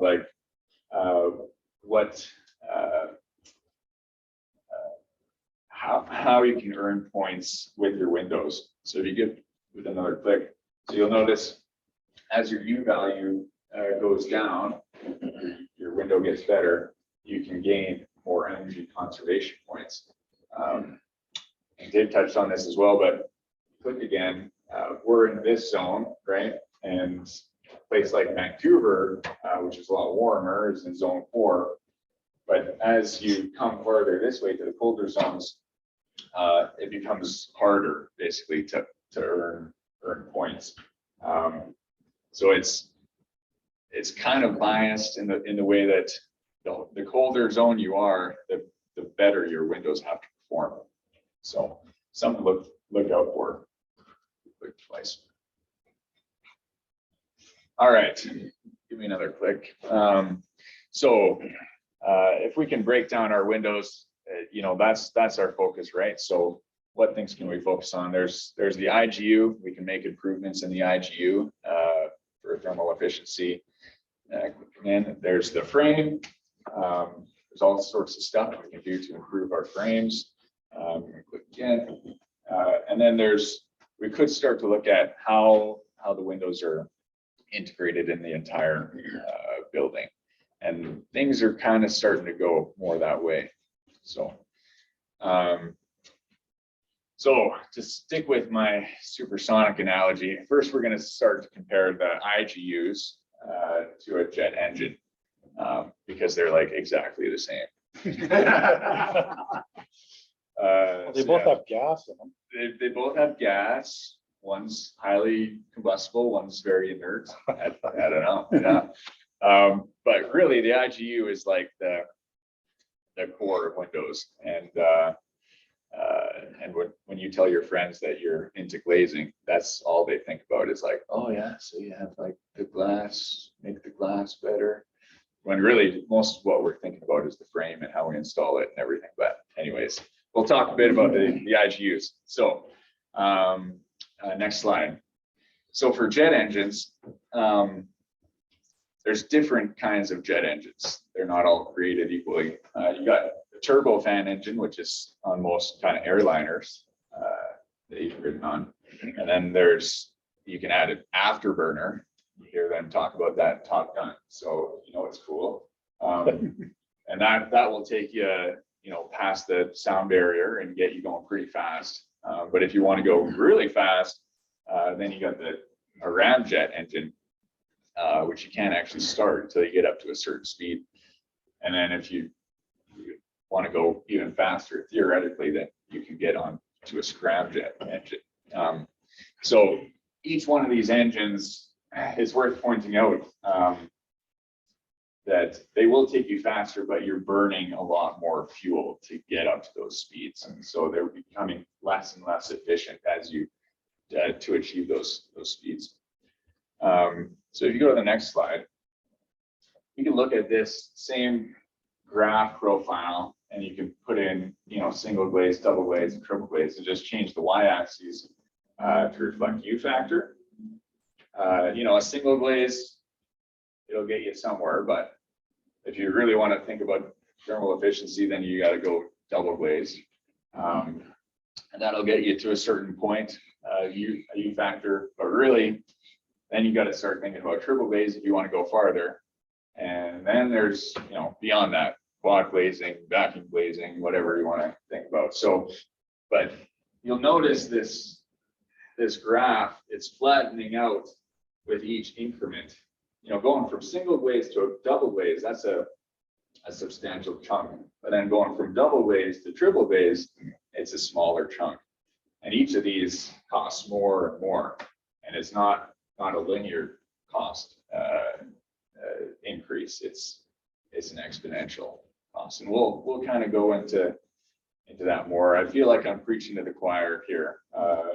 So I feel like you guys understand this intuitively. But yeah, we'll get into more of that, but let's just touch on U factor here for a second. So go to the next slide.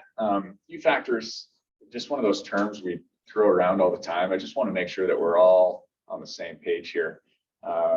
U factor is a measure of efficiency for windows, right? So it's how much energy is transferred through the window per unit of time.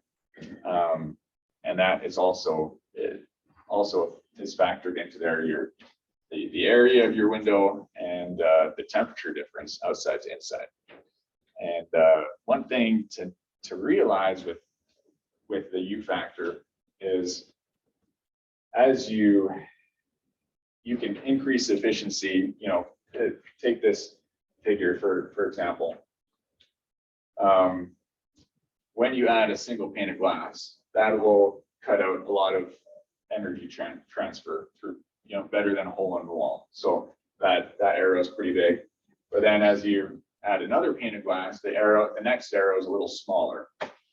As you add argon gas, that's a little bit smaller. And as you add a low E, that's a little bit smaller. And all these improvements add smaller and smaller increments of efficiency.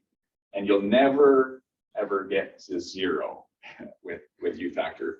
In essence, a zero U factor would mean an infinite R value, which isn't possible. So, so where is the endpoint? With codes, they're requiring lower and lower U values for Windows, but the endpoint isn't going to be zero, obviously. And so where does it become kind of a practical endpoint is something to think about. Okay. One little catchphrase that I kind of like to think about is the lower the U value, if you click the slower the heat transfer. So lower is slower, lower U value is slower heat transfer. Okay, so that's the IGU. Let's move on to talking about window frames. Window frames, air frames, same diff, right? So an IGU is useless without a frame to put it in the wall, right?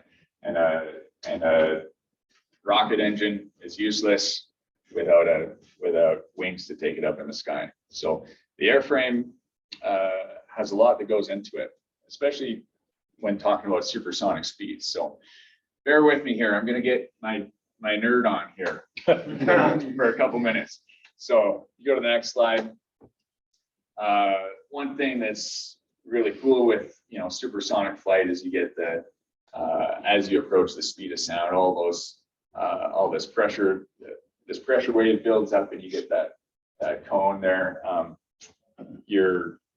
If your wings were flat out, like the old warplanes, then you'd have part of your wing outside of that pressure zone and part inside, and that would cause a lot of instability and turbulence. So they started sweeping wings farther back, and even like the F-14 Tomcat, if you click one more time, it has those retractable wings that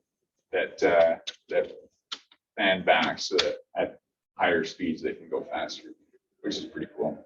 Another consideration, if you go to the next slide, with airframes, the way that the air passes over the airfoil over the wing totally changes when you're talking about flow separation that happens near the back end of the wing, which the back end of the wing is usually where your control surfaces are, like your flaps and ailerons and all those things. So they started to realize planes started crashing when they would get going too fast, because those control surfaces were no good at those high speeds. So they changed how things were done with the supersonic planes. If you click again, then they changed it so that the whole wing would actually move instead of just the back part.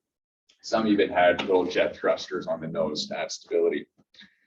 And next slide, please. And at those high speeds, you get like a ton of friction on the surface of the plane. And so that heats up the skin of the plane a ton to the point where the regular aluminum that they were using would melt. And so you had to come up with different materials. The Blackbird, which is a really cool looking plane, if you click again, then they would use titanium actually for the skin of the plane. And even with titanium, it would heat up and it would expand, all about thermal expansion with aluminum frames. Same thing happens with titanium. So they had to add in corrugation and lots of joints and seams. And this plane would actually notoriously leak fuel all the time because all of those joints and seams had to be caulked all the time to keep the fuel in. Anyways, so that's my little nerd rant there about supersonic planes. But let's bring it back to Windows here. So go back to the next slide. With Windows, one might think that adding an extra pane of glass, that's just a linear improvement. The frame, it should be a fairly simple thing to just widen the frame. So in theory, it would just look like this figure, right? But in actuality, as you widen the frame and add more glass, then your glass gets heavier. So you need more reinforcements in your frame. And then you got, when you have more reinforcements, then you got to figure out more thermal paths. And so you maybe need to add more insulation in there. And then you get like these massive extrusions because it's wide. So then you got to figure out, okay, maybe you got to break it up into smaller extrusions and snap together. And you guys know all about how these frames get a lot more complicated. And if you click again, then you end up with this super complex frame. And obviously it's not a linear cost progression as you go up in thermal efficiency. Just the complexity just really takes things up to a different level. So, and the next slide, same thing with aluminum frames. You know, straight aluminum windows, no thermal breaks, work fine for single panes. Once you get a double pane, you know, you can get away with the pour and debridge thermal break, or maybe a little 1/2 inch polyamide thermal break. But once you start going into the triple pane zone, and once these, you know, in the coming codes, these aluminum frames will have to compete with vinyl frames. And so then they start to have these really complex polyamide thermal breaks, and it just gets really complex. And they still have to kind of maintain the rigidity and structural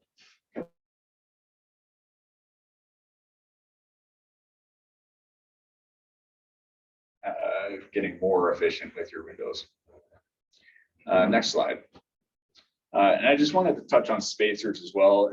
I feel like they're kind of overlooked a lot of the times, but I assume most people just use the warm edge spacer.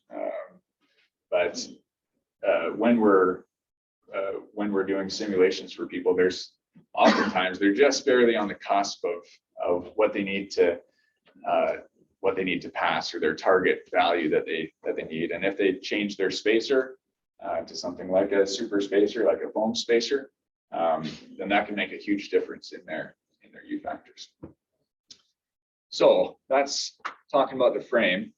So now we can talk about integration. So how windows are part of the whole system, and I'd like to compare this to the Concorde. You guys know much about the Concorde? Not flying anymore. Not flying anymore. Yeah, it's not around anymore. That's it's curious, isn't it? Why is that? So let's go to the next slide. So the Concorde is like amazing. I could geek out on this for like an hour, but you know, their main goal was to get to places twice as fast. And so they were focused on speed, and they did. Like they would go from London to New York in 3.5 hours, or, you know, LA to Sydney in 7.5 hours, which is crazy, right? So that's amazing. And the engines, like the amount of different ducts and vents and stuff like that, super cool if you're a nerdy engineer. And they got the iconic, what do they call it? The droop snoot or whatever, where it tilts down so that the pilots can still see the runway when they're taking off or landing. And even they would, for efficiency, because when they hit supersonic speeds, the center of lift would move back on the wing. And so they had to actually pump fuel to rear engine or rear tanks to balance out the plane. So there's so many things that they had to figure out and come up with to make this plane a reality. If you go to, I think that, go to the next slide. But yeah, the Concorde, like you said, it's not flying anymore. It's kind of like seems like it was a failed experiment. And when you look at it, it costs at least around $1.6 billion to develop. And it made over its lifetime, maybe $1 billion. So they did not break even there. Really only 14 Concordes were produced. The seating was kind of cramped, and tickets could cost up to $11,000. So you're paying a lot for, a couple hours less in a plane, which especially, once it actually did crash and burn, that probably took a little bit of the glisten out of that option. So But the person in the next seat was Sting or Bono. that's So, true. yeah. Yeah. You're basically guaranteed to meet some sort of celebrity if you're on those. United's bringing back the next version, the boom. Yeah, the boom is a possibility. Yeah. So it might still come back. That would be cool. They're trumping it though. It's $53 billion worth of development. 53 billion, hey? Something stupid Wow. like that. Yeah, and it seems like it's a very similar design. But Yeah, it looks a lot like. it doesn't have the droop snoot though. Cameras instead. That's lame. Is this mine? I hope so. Okay, so that was kind of a failed experiment, and that's kind of sometimes when you focus only on speed, for instance, with the Concorde, sometimes you kind of lose perspective of what other important factors there are in the market or in the world, what people want. So that's kind of a case where that happened. And I think the same thing can happen with windows. If you go to the next slide, solar heat gain coefficient is an excellent example of this.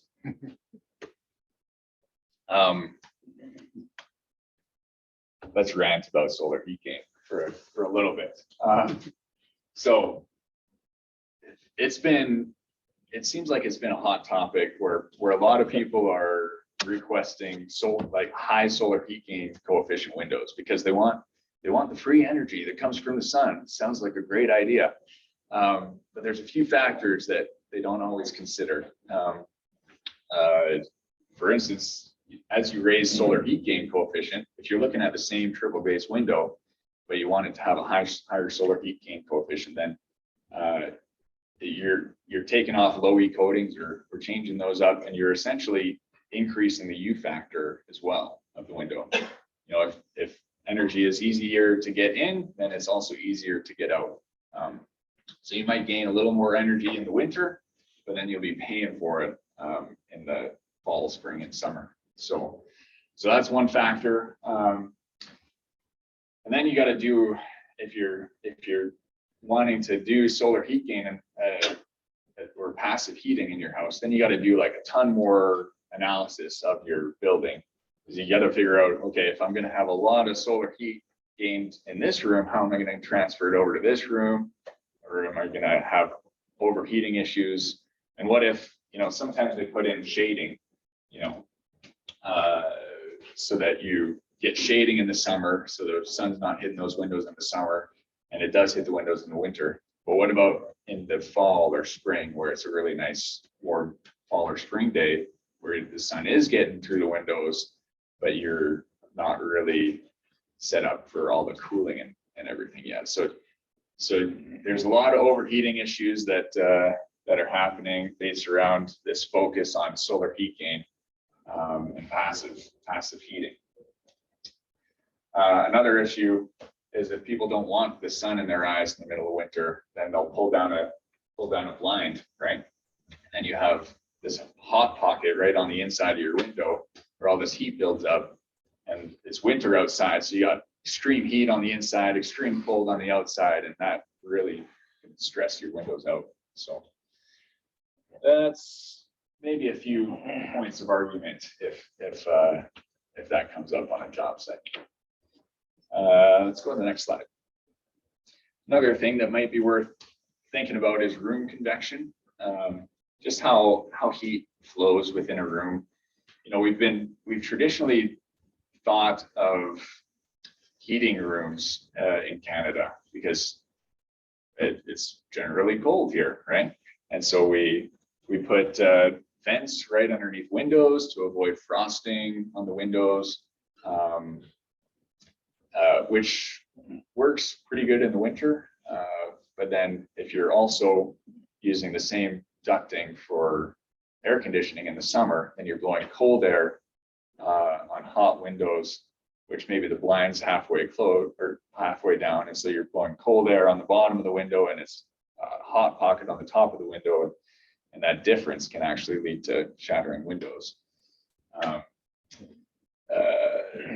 There's all different kinds of considerations that as you get up to this high efficiency realm of building houses, that maybe we need to rethink how we build houses in general. And not that this is really our cup of tea, right? Like we're just the window guys, but maybe it's something to hobnob with the other AC guys about, because I don't know if they're thinking about it. A lot of these overheating issues makes me think that they're kind of not all the time. So let's go to the next slide. I've got a question, if I may. Yeah, you bet. With regards to the windows and the wall, the thicknesses, we're moving further along and towards net zero, the wall thicknesses are increasing. Have you got any information you could share with us on the placement of the window within the wall assembly? We're hearing some people discussing having extrusion made where the window is placed more on the exterior side of the wall assembly to avoid perhaps a lot of issue with filling in load failures or rust buildup, et cetera, et cetera. So while we're on this topic, Yeah. is there anything you can share with us on that? You like just introduced my slide. This is pretty good. Yeah. Yeah, so that's exactly what this is talking about. And it does really, so this is a thing that Passive House is really focused on. And so that's probably where this idea is coming from, is it not only matters that your window's good, but it also matters how it's installed in the wall. Because if you're too far out or too far in, then you can still have kind of a thermal bridge where heat kind of gets around, hot or cold gets around the frame to a more conductive part of the wall. So with Passive House, they would model,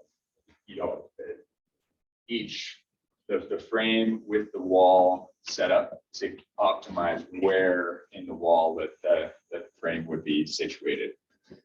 And they're trying to limit the amount of heat transfer that happens there. So there's no standard, if I understand it correctly.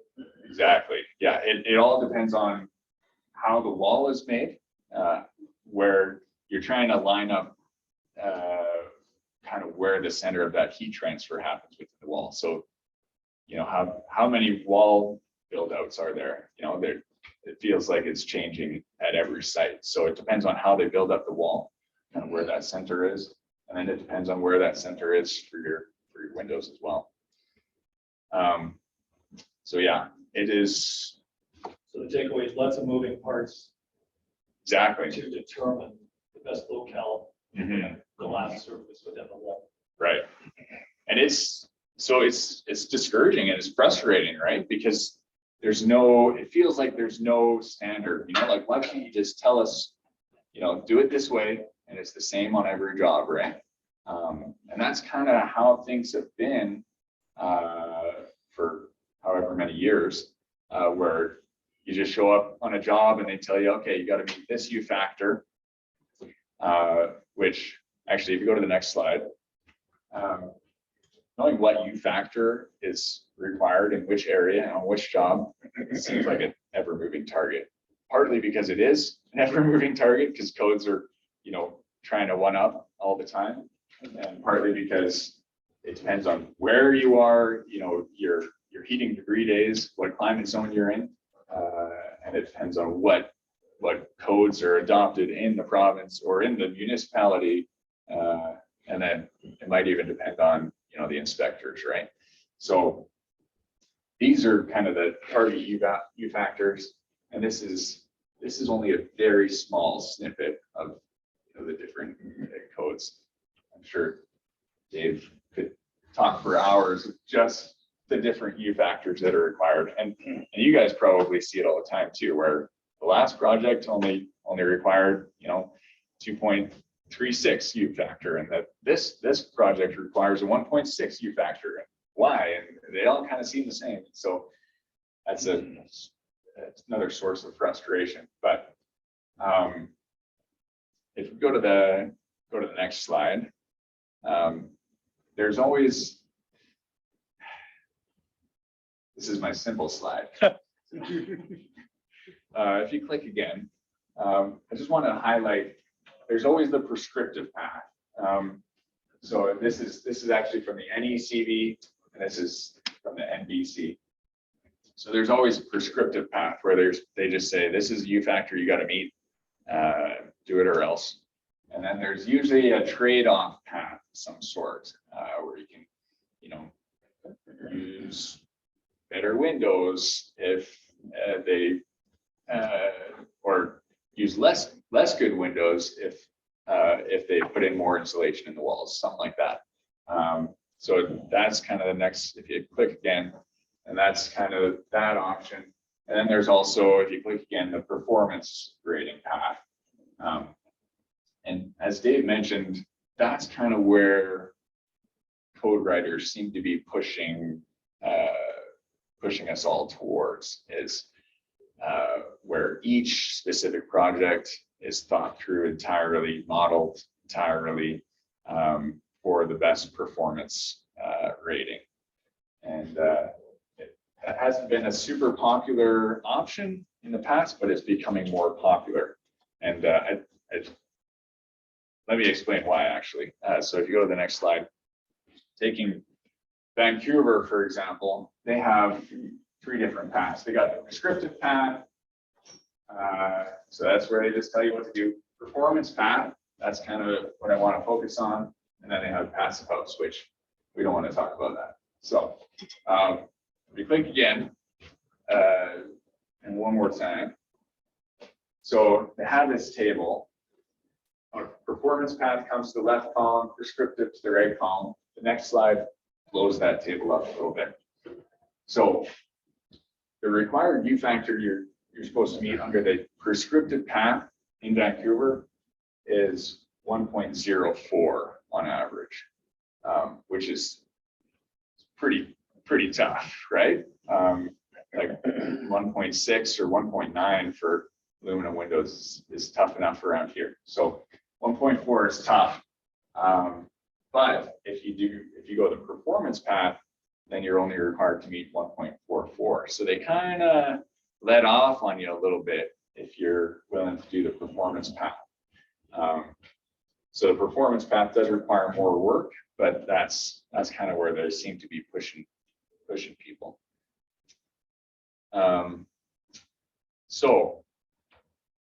Another reason why they might be pushing more towards the performance path is, if you go to the next slide, this is actually another Fen Canada presentation, just a snipping of it from WSP did this, where they talked about, as you move closer to net zero, you're using less operational carbon, so less hydrocarbons to heat your building, but then there's more embodied carbon.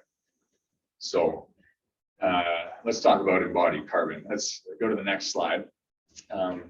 So take, for instance,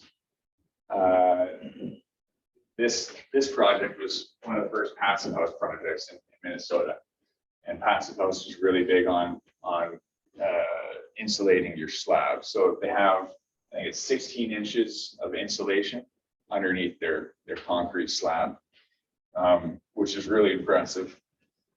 But then they did the calculation later, and they realized, because of the embodied carbon in that extra insulation, it would take 50 years to break even on the amount of insulation, on the amount of saved heating costs. So at what point does it kind of become ridiculous, you know? If you look at construction, the construction industry, the building operations pie, the heating and cooling of buildings, that's the biggest chunk, 27%. So it would be nice to just like get rid of that. Everything's net zero, but a lot of times we don't realize it.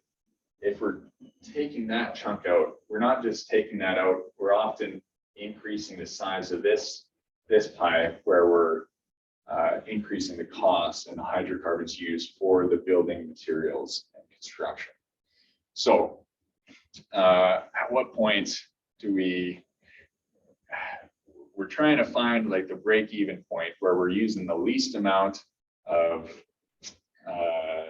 embodied carbon as well as the least amount of operational carbon. So we click twice. And that's weird. There we go. So I touched on this already, but going from double glaze to triple glaze is not linear. You're spending more and more money and hydrocarbons to make that jump. Next slide. And so this is I just drew this on my screen. And thought, It's a sketch. exactly. But it captures the principle. Is really what we're wanting to do is we want to lower the embodied or the operational carbon, right? But by doing so, we're increasing the embodied carbon used in the project. Both of these are not linear, right? But if we focus too much on lowering the operational carbon, eventually we're going to get over here. We're going to be costing more and more embodied carbon when really we want to be right here in the middle there, where those intersect. And wind turbines are off the chart to the right. Right? Yes. Dirty little secret. Yes, it is. There's probably a lot of industries that have taken things far to the right. Taylor, the other, I've been talking a lot about embodied carbon, and it's been just it's a confusing situation because the number changes where the window is. Oh yeah. A window in Vancouver, a high performance window in Vancouver, its operational cost benefit will not be near as good as it would be in Winnipeg, for example. So trying to figure out, the embodied carbon and the operating carbon benefit, where's that cross? Like it's really challenging. Yeah, exactly. And it's not something that can be just dictated nationwide, right? It has to be looked at for each individual case, which is frustrating. So let's cruise through these next few slides for the sake of time. We did crunch a few numbers where we looked at the savings between single to double glaze. Single to double glaze is obviously you get a lot of you make a lot of headway. You get a lot of improvement, 30 to 40% saving in energy costs. Then if it was harder to find the difference between double to triple glazing, but if you go one or two clicks, let's go. Yeah, here. We did this for, this is actually my boss, Jomo, his house. We did this for his house, how much you would save if you're upgrading from double to triple. And this is very subjective, like you said. You never really know. It all depends on climate and really what your makeup of your walls are and whatnot. But putting it into this efficient Windows collaborative tool as an estimating tool, it ends up that a nice double glaze window, going from a nice double glaze to a triple glaze window, you're really only saving like $2 or $4 a year, which is like really head scratching, right? So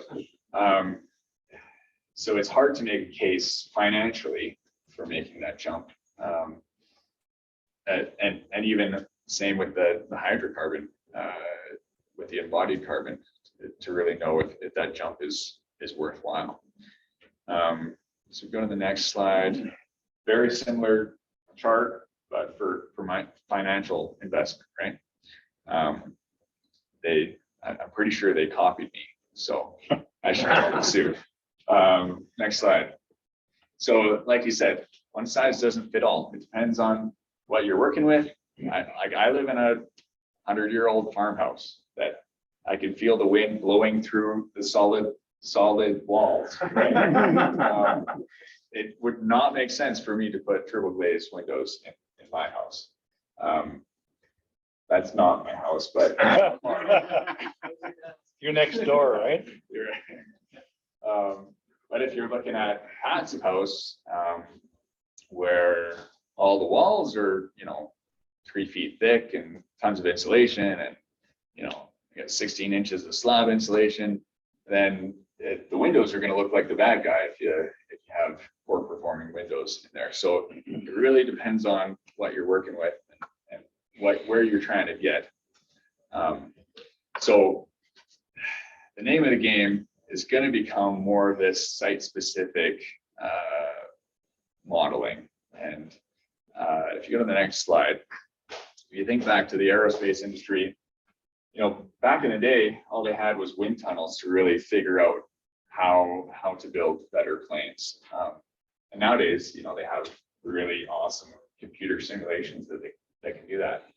I feel like right now, with what we're working with in the industry, we got therm and window, which I don't know if you guys have worked with. It's like, I feel like it was made back in the 80s and hasn't changed a lot since. We got Hot 2000, which was like, was it made in the year 2000? No, I feel like it's aged. Was it before 2000? 80s. It might have had an update in 2000. Maybe. Before that, it was hot. Hot. Hot 79. Yeah, but obviously the simulation software needs to come up quite a ways because right now, like I'm not gonna lie, like it's very costly and time consuming to do the thermal modeling that Passive House, well, even Passive House, they're working with an Excel spreadsheet for their software, right?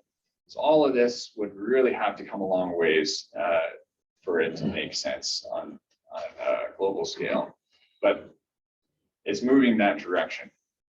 So if I could be so bold as to make a few predictions here, go to the next slide.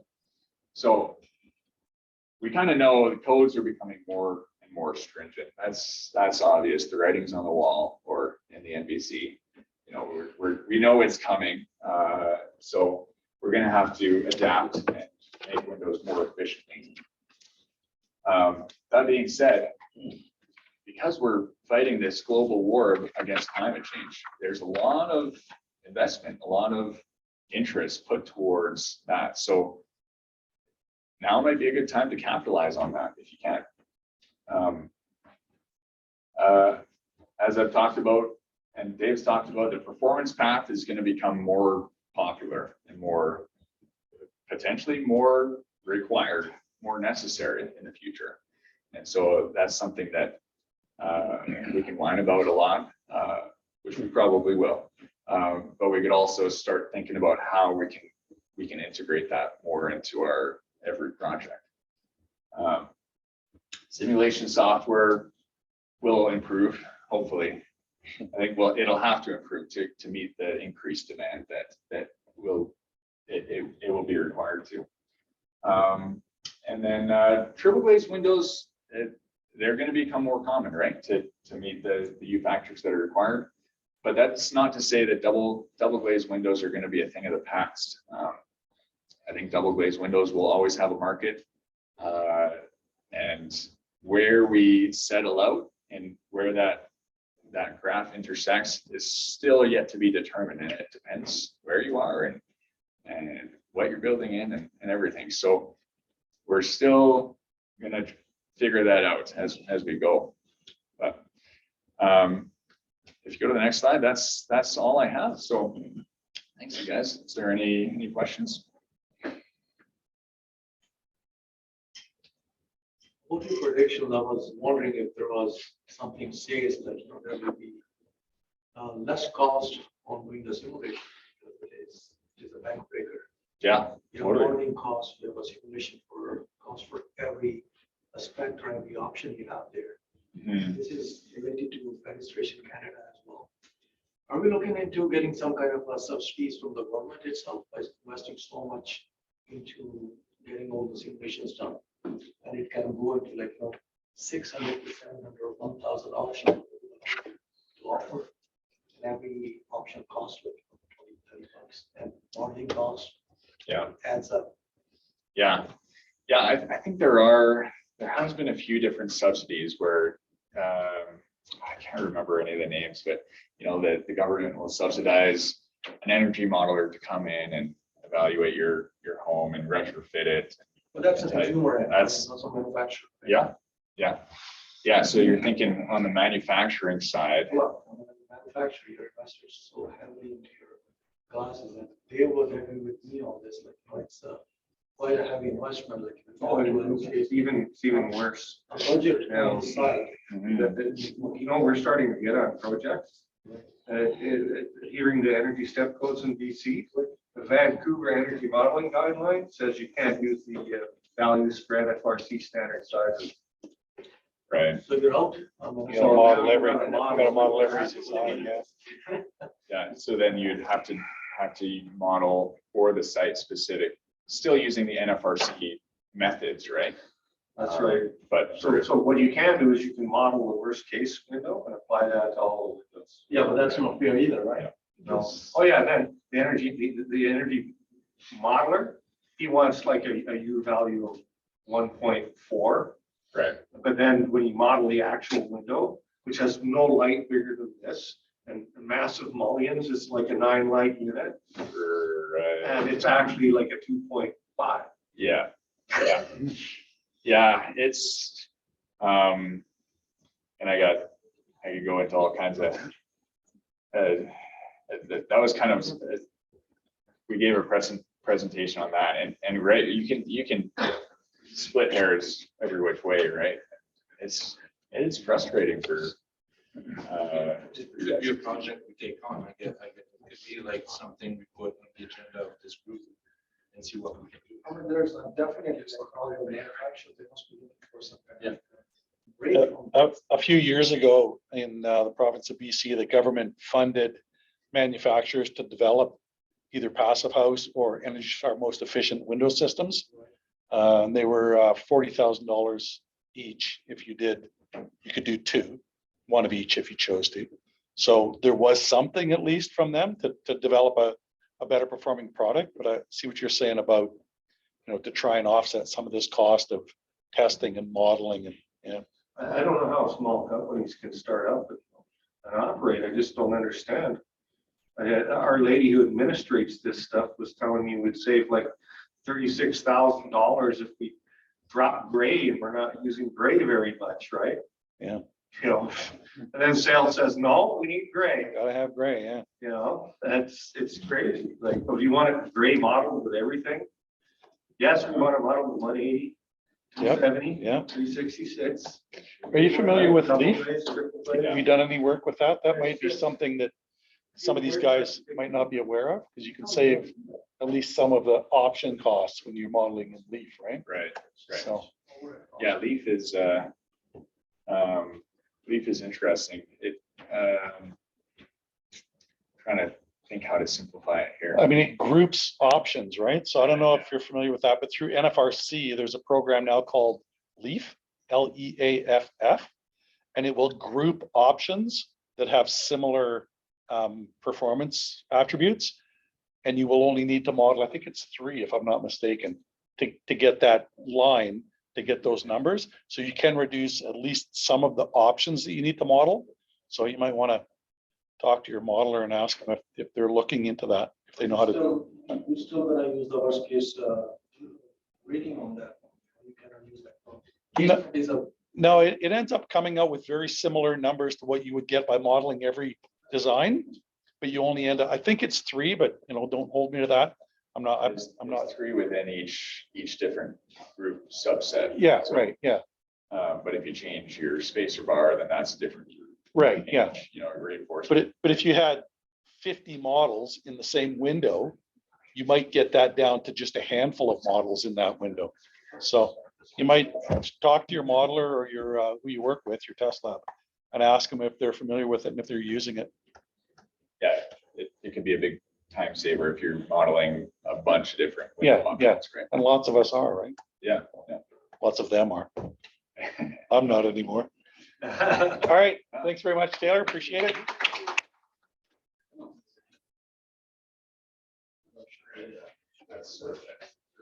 Good afternoon. I'm here with Banhall Consulting, myself and Bikram Johal there. Thanks to Terry to this opportunity to come out here and present to you this afternoon. I've got 19 years of window experience behind me. So I'm kind of I talked to Terry about being able to come out and present to some window companies about SRED and some other funding opportunities that are available across industries and that. No? Hang on. Oh, man. Oh, it's left-handed. Try again. There you go. So SRED is the No? Here, what's the matter with you people? Or- Albertans, eh? Okay, you just need to push a little harder. Dick. okay. SRED is the most general source of federal funding available to Canadian technology companies. It's actually surprising that more people don't take advantage of SRED because it is the single biggest funder out there.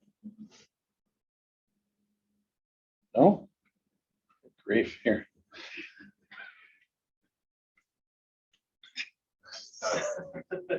Your thumb's Yeah. So there's 22,000 Canadian companies that collect $3.5 billion in government incentives. That won't work for me. There we go. And 75% of them are small companies. And they claim that year after year as a tax credit at the end of the year. Some common questions, that we see is like, how much money can I get from SRED? Does the work that I do qualify for SRED, and how much it qualifies? How do I apply? What is the timeline behind it, and how much of my time or my company's time, my employees' time will this take? So first question, how much money can I get from it? SRED's a tax incentive program that's set up by CRA and it's administered by them.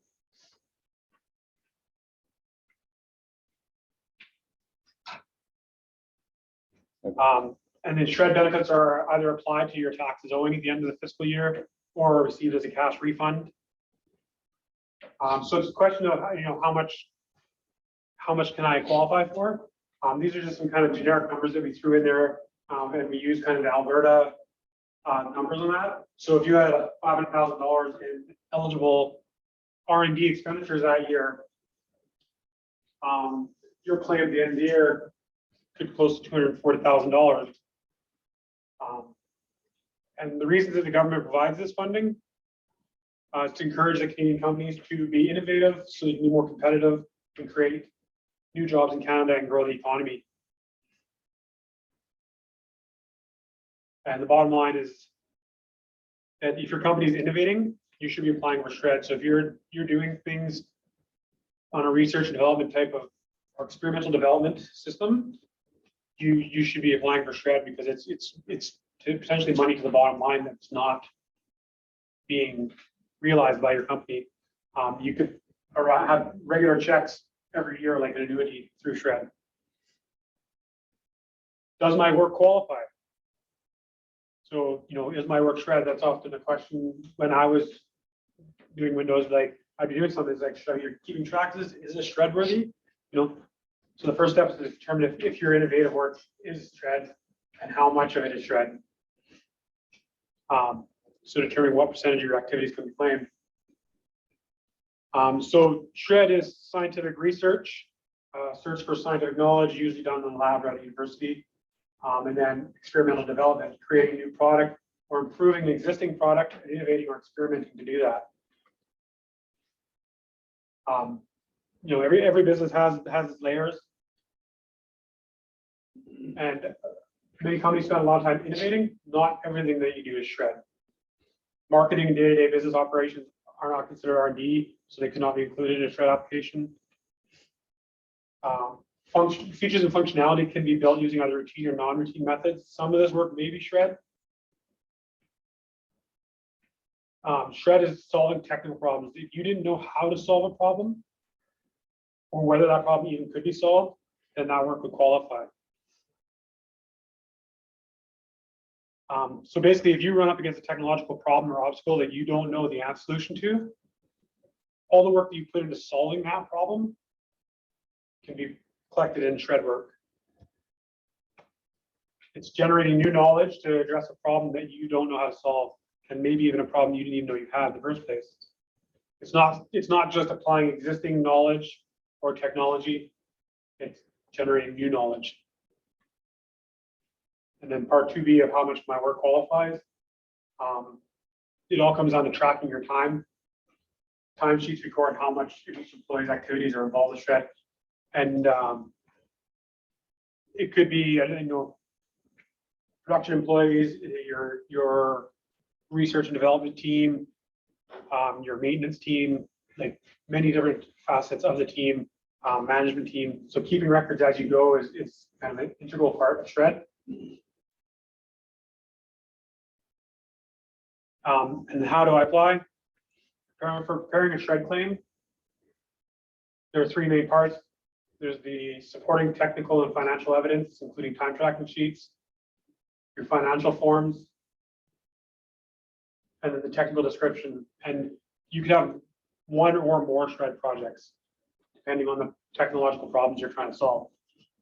So when it comes to the financial forms, that's all prepared by us, Banhall. We work with your accountants to get the information we need and get all that together. The technical descriptions, 1 or more shred project consisting of 3 sections. The uncertainty or the obstacle that you're trying to overcome, the work that you did to overcome it, or maybe you didn't overcome it and you identified a new problem, or you did this, it didn't work, so now you're back here.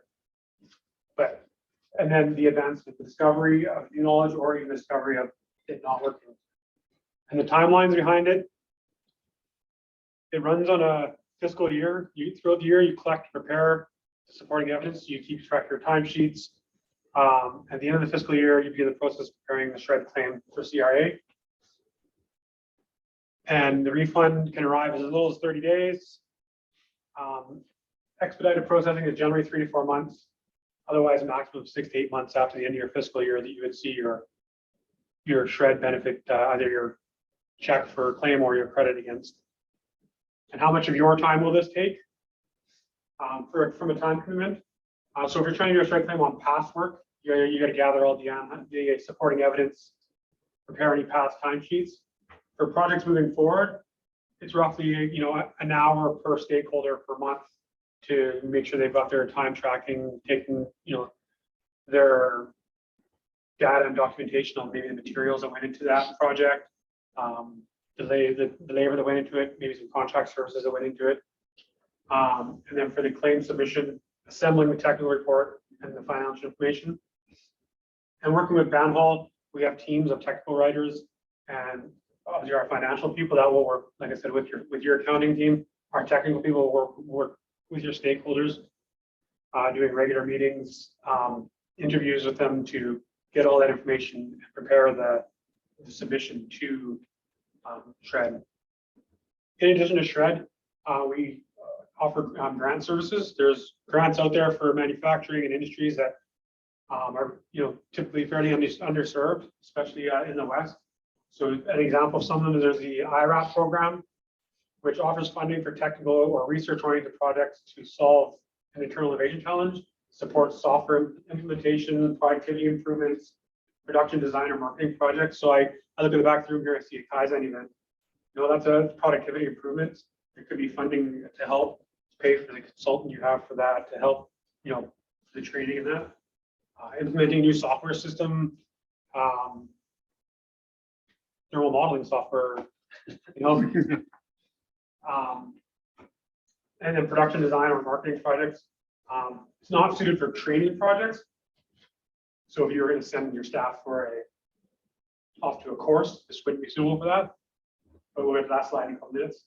Up to $10 million of a non-repayable grant. 80% of direct labor and 50% of subcontractor expenses cover that. And to be eligible, you need to have 1 to 500 people on payroll, 2 years incorporated with internal technical R&D, and some eligible activities: developing innovative products. Sorry, Doug. Developing innovative products, processes, and services. The projects must focus on solving the internal technical challenge by adopting, developing technology and process enhancements. So this is separate from SRED. SRED is something that you're doing throughout the year on a fiscal year, and it's tax credit at the end of the year. This is kind of funding at the front end of the project. So if you're running SRED and you get this will take away from your SRED claim a little bit. But if you're looking, if you need upfront capital to get that project off the ground, this is a great route to go. The Canada Job Grant, that's Canadian government funding to help reduce the cost of providing third-party skills training. So I mentioned that last one didn't cover training. This one provides funding to up 50 to 100% of training costs for courses, exams, textbooks, software, to a maximum of $5,000 to $15,000 per trainee for Canadian small and medium-sized enterprises with $2 million liability insurance, and trainees must be permanent, Canadian citizen or granted refugee status. So, if you have somebody in house that you want to send off for CAD training, there's some money towards that. And any other training programs and courses in that. There's the Western business. So this is specific to BC, Alberta, Saskatchewan, scale up and productivity program. So this helps businesses with high growth potential adopt and adapt innovative technologies to support productivity, grow their operations, and increase exports to global markets. It's a repayable contribution of a no interest loan for up to 50% of an eligible project. You must have maintained a profitable operations in Western Canada for at least 2 years, and must focus on advanced manufacturing, digital technology, value added, agriculture, clean technology, clean resources, life sciences, and is focused on expanding the capacity of high growth companies through the early adoption or adaptation of innovative technologies and processes, expanding management capacity, commercializing and producing new products or processes, and researching and developing export markets. As well as many more, there's, within each province, territories and areas, there's hiring grants to help get, the underemployed or unemployed back into the workforce, where, typically if somebody's under 30, they've been unemployed for a certain amount of time, you'll get up to, again, it varies from province to province. I'm from BC. In BC, the Work BC program, I believe, is $15,000. If they, after 6 months of employment, you'll get $15,000 to have hired that person to get them back into the workforce. So we connect and discuss other opportunities as well if you're interested. So what's the next step to grow your business? Reach out to us for more SRED information and that kind of stuff. You can reach out to Vic and for grants and stuff like that. That's my side of things. Vic, no, sorry, Is there any requirements for ownership structure? I'm asking this question because when we were privately owned, we took great advantage of IRAP for all of our software development. Yeah. And then at one point we became a publicly traded company, and we seem to stop taking advantage of that. There are some eligibility requirements that would potentially limit publicly owned versus privately owned entity in that regard. So, Well, yeah, we're back to being wholly owned by a particular investment firm. So maybe that brings us back into eligibility. We're not publicly traded anymore. Possible for SRED as well. The federal side of the program, there are limitations depending on how big the company is. If you have over 50 million in taxable capital, you can have cash for that. You go from having refundable credits of cash back to non-refundable, so you had to have tax owing to use it. But even as a publicly traded company, you can still utilize the SRED program. And now the provincial program is a little bit different, starting 2021. It's based on averages, but you will, even if you're a publicly traded company, you will get the refundable credits as long as you're below that threshold. If that means, that's kind of an accounting tax kind of a thing, but see, you might follow. Thanks, guys. Taylor. Kind of along those lines, I think I know the answer, but is there any way that Fenestration Canada could apply for anything like this and pull together multiple organizations to work on a single project? I assume there's. Fen Canada Or a non-for-profit. Or not. So, yeah, there are grants out there for not-for-profit entities and stuff Okay. like that. Okay. Not-for-profit for SRED can happen too. It's getting into taxes and putting a for-profit entity below Mhm. and doing all your research there, and then you flow up the benefit. So you gotta pay taxes in a sub company, and then you can pass up the benefit to the not-for-profit. So you could take that.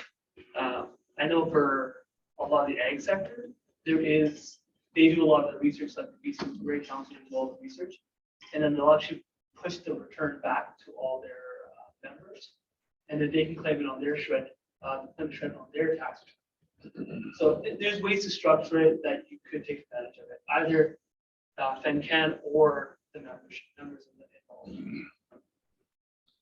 Are there any manufacturers here that are currently doing SRED? You're already in it, so you're already getting some government money. That's actually your money that you're getting back. We had explored the SRED program some time ago, but we ran into some hurdles involving, we had already exposed it as part of our research and development to the market, which I was told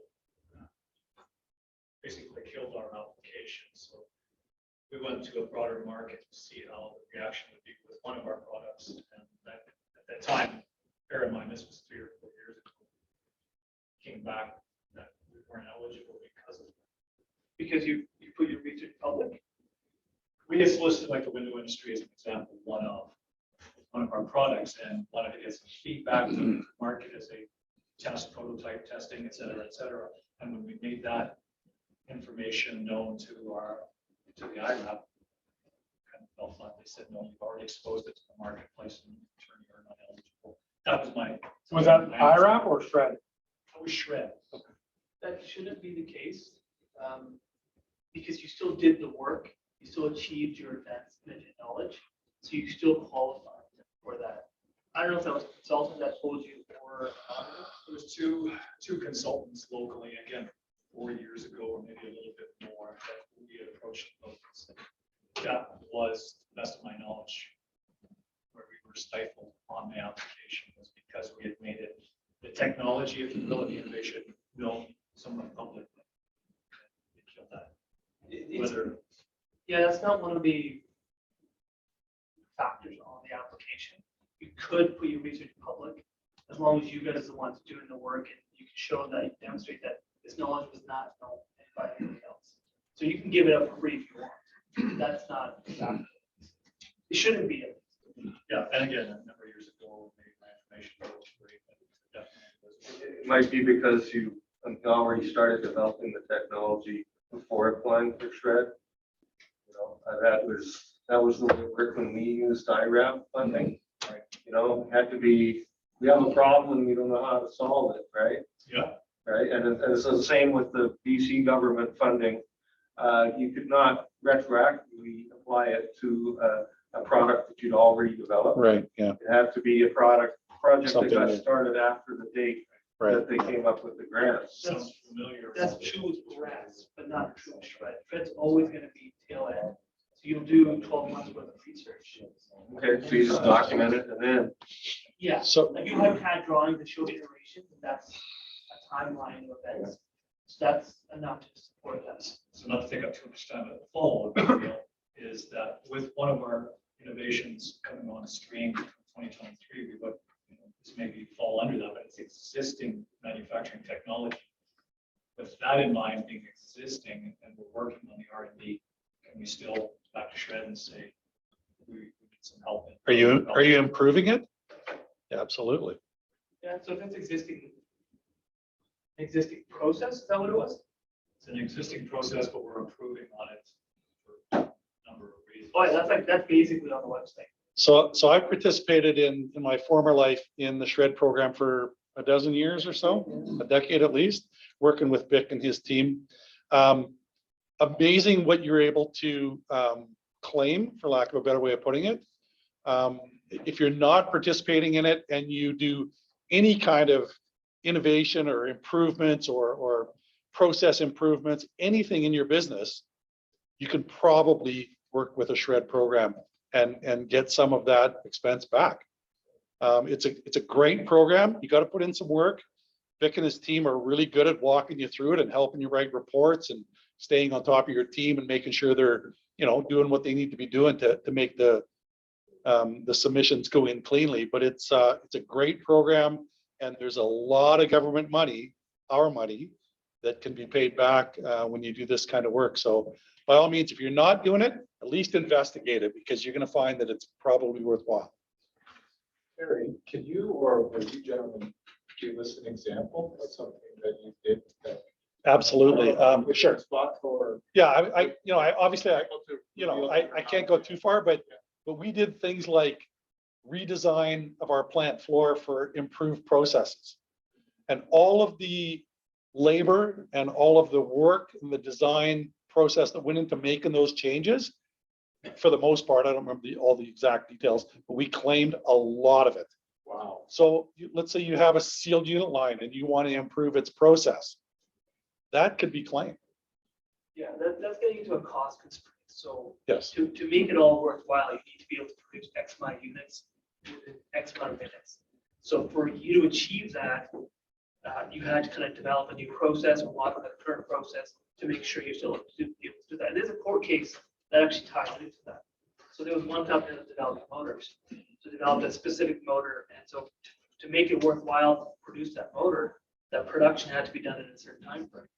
And so the first layout change wasn't eligible for shred, but the second, third, fourth were. Yeah. Right.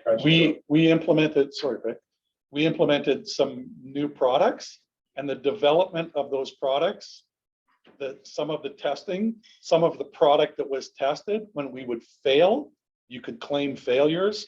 There's a lot of good opportunities and options that you can work through on a wide range of things that you do in your business. So again, if you're not doing this, you're just simply leaving a bunch of money with the government that you could have. Be able to do double dipping there, Terry? Did you turn the recording off?